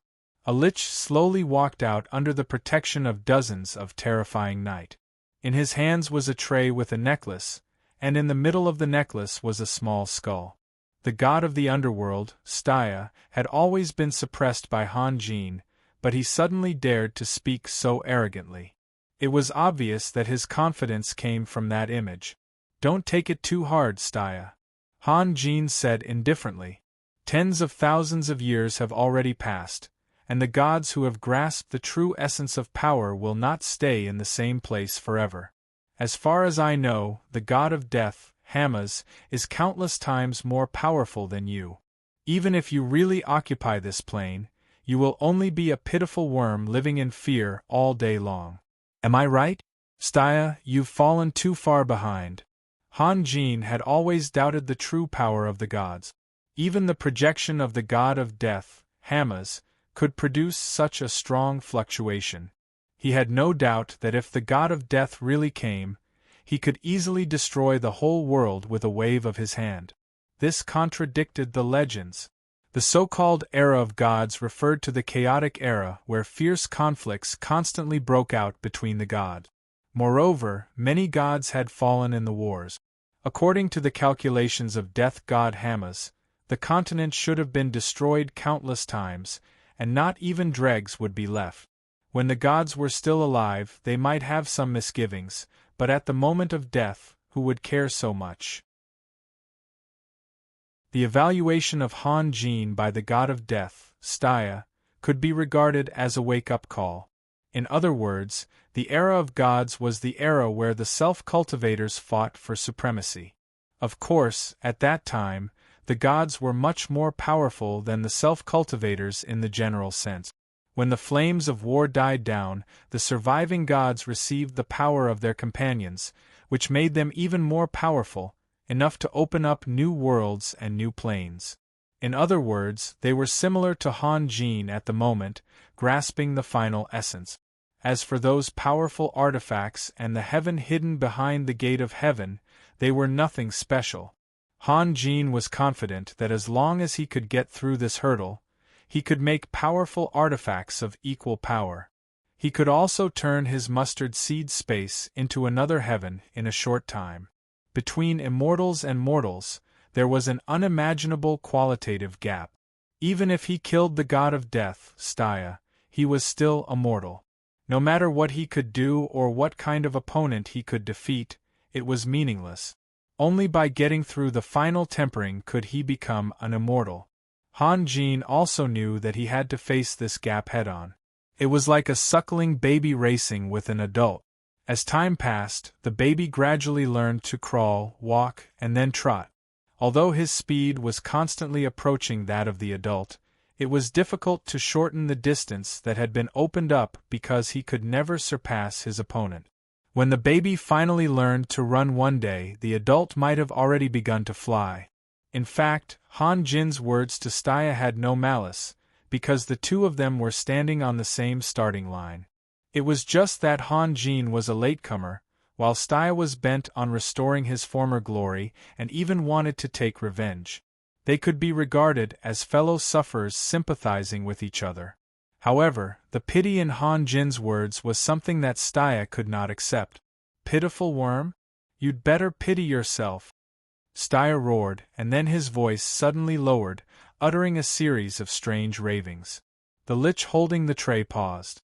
He held the tray in front of him with one hand, then stretched out his other hand, and with his snow-white bony fingertips, reached into the mouth of the skull necklace and pulled out something. "Stop!" A heavy, cold, and oppressive voice suddenly sounded.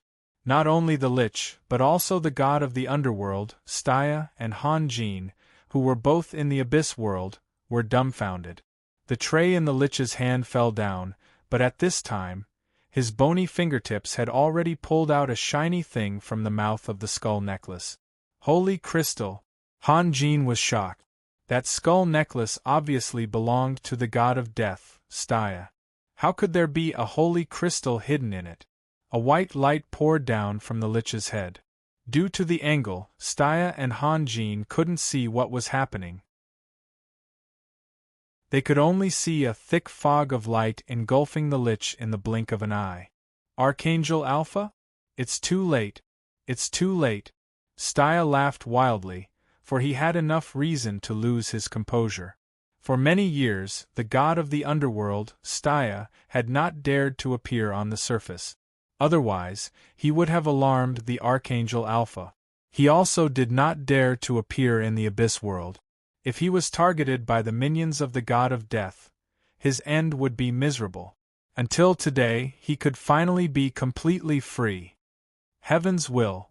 Han Jin breathed a long sigh of relief. At this moment, an indescribable feeling arose in the hearts of the two powerhouses. Ankiel stared blankly at the image in the sky, and suddenly a voice rang in her ears. "Leave this place immediately, and take Doreen with you." Ankiel was stunned, and she immediately turned to Doreen's position. She found that Doreen had been tied up by a black rope and was struggling non-stop. Without hesitation, Ankiel rushed to Doreen and grabbed her neck as if she was holding a wooden stick. Undead creatures didn't need to breathe anyway, so she didn't have to worry. The god of the underworld, Staya, was still laughing maniacally. He didn't care that Ankiel had taken away his divine servant. The entire plane belonged to him now. No matter where Ankiel fled to, she would never be able to escape from his grasp. At this moment, the image above Staya's head changed again. A thick cloud of black smoke quietly rose, and the light emitted by Archangel Alpha quickly faded away. A world of black and white appeared in front of everyone's eyes. Against the backdrop of darkness, Alpha's figure was exceptionally clear. The pairs of wings of light seemed endless, and even extended beyond the horizon. He wasn't very tall, but perhaps to Alpha, who had mastered the laws of nature, size no longer mattered. He held a 2-meter-long greatsword condensed from light in his hand. Because the dazzling light had been absorbed by the black smoke, everyone could clearly see the countless runes engraved on the greatsword. In terms of appearance, Archangel Alpha was almost identical to the Angels of Light. His body was made of solidified light, and he didn't have a face, only a silhouette. The only difference was that he had more and longer wings of light. However, The pressure he exuded was so substantial that it was transmitted to the abyss through the image released by Staya. As for the Lich and the dozens of terrifying night, they all disappeared. Without any external force, the skull necklace that had fallen off the ground suddenly floated up on its own and flew into the sky at an extremely fast speed. At the same time, Archangel Alpha's figure moved at lightning speed and chased after it. No one could compare with Alpha's speed, not even Catherine, who could travel 1,000 meters in a breath. In just a moment, Alpha had left the range of the image of Staya. Some of the people on the ground saw a shocking scene. First, a mass of black light flew through the sky, and after the black light, the world gradually became pitch black. People could no longer see the sky, the earth, or each other, or even themselves. The birds held onto the branches in fear and trembled, while the beasts, regardless of whether they were eating grass or meat, were all lying motionlessly on the ground, using their fear to sense the suddenly unfamiliar world. Cities and villages were swallowed by the darkness one after another. Cries for help, and curses were mixed together, forming a prelude to collapse. Even the fish that lived freely in the rivers and rivers couldn't bear this sudden change. Some jumped desperately into the air, then fell, and then jumped up again, as if they could see again if they tried harder. Some rushed around in the water, even if they hit the rocks and bled, they still didn't care. In the next moment, people could see again. An angel with huge wings of light shot out. The endless darkness could almost devour everything, but it couldn't devour the light of Archangel Alpha. Therefore, people couldn't even see themselves, but they could see Alpha's figure drifting by like a comet. "You are so lucky, you know? You will be the only witness." Staya became more and more emotional, and then began to chant an ancient spell. Han Jin didn't move, with a sarcastic smile on the corner of his mouth, waiting silently. Everyone thought that they would be the final winner, but the problem was that there could only be one winner. Staya spread out his hands, and the space in front of him suddenly split. To be precise, it split into 13 fragments. Those fragments seemed to be extremely flexible. They sometimes rolled into a ball, sometimes twisted into a strip. Those fragments also seemed to be extremely sharp. They cut through the hard dome of the earth without any hindrance and flew straight up. When one of the fragments flew past Han Jin, it suddenly engulfed Han Jin and the indestructible golden body and imprinted them deeply. If the fragment was a painting, then Han Jin had become a character in the painting. Layer after layer of the dome of the earth was pierced through like tofu. In just a few seconds, the fragments of the space had flown to the surface of the earth, and then, in a roar that shook the world, they gathered together. "Welcome to my divine realm." The voice of the god of the underworld, Staya, became even more excited. "Although you can destroy my forsaken land, you can't destroy my origin. When my origin gathers together, when my mark finds me, the law will begin to reverse." Han Jin's figure appeared between heaven and earth. Although his body was distorted badly just now, in fact, he was not hurt. Every fragment of the space was an abandoned land, and the world inside it was very big. However, the abandoned land that had been fused together had undergone tremendous changes. There was no sky here, nor were there piles of bones. There were only tens of thousands of wraith that were struggling and roaring. They were like an all-pervasive tide that covered every corner of the land. Countless resentful spirits pounced on the indestructible golden body and tore it apart crazily. However, their power was still relatively weak, and they couldn't affect the indestructible golden body at all. The skull necklace suddenly fell from the sky and flew straight toward the nether god Staya. In the next moment, the figure of the Archangel Alpha also penetrated this world of wraith. The moment he appeared, he locked onto the figure of the nether god Staya. Then, he waved his lightsaber, and a huge beam of light tore through the obstruction of thousands of wraiths and hit the nether god Staya.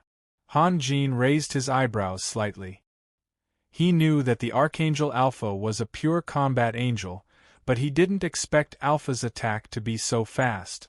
The huge beam of light seemed to have exceeded his line of sight. The moment he saw Alpha raise his hand, Staya had been blasted away. It's useless, Alpha. Although you control the power of the law, you are just a puppet. The voice of the god of the underworld, Staya, spread out from every piece of mist and condensed into a chorus with echoes. And I am one of the creators of the law. In the next moment, the scattered mist gathered together again. The Archangel Alpha didn't seem to be good at expressing his feelings, or he was too lazy to speak.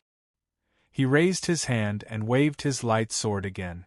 Every time Alpha released his sword, a destructive storm would roll up in Staya's divine realm, and even the divine realm was stirred up beyond recognition.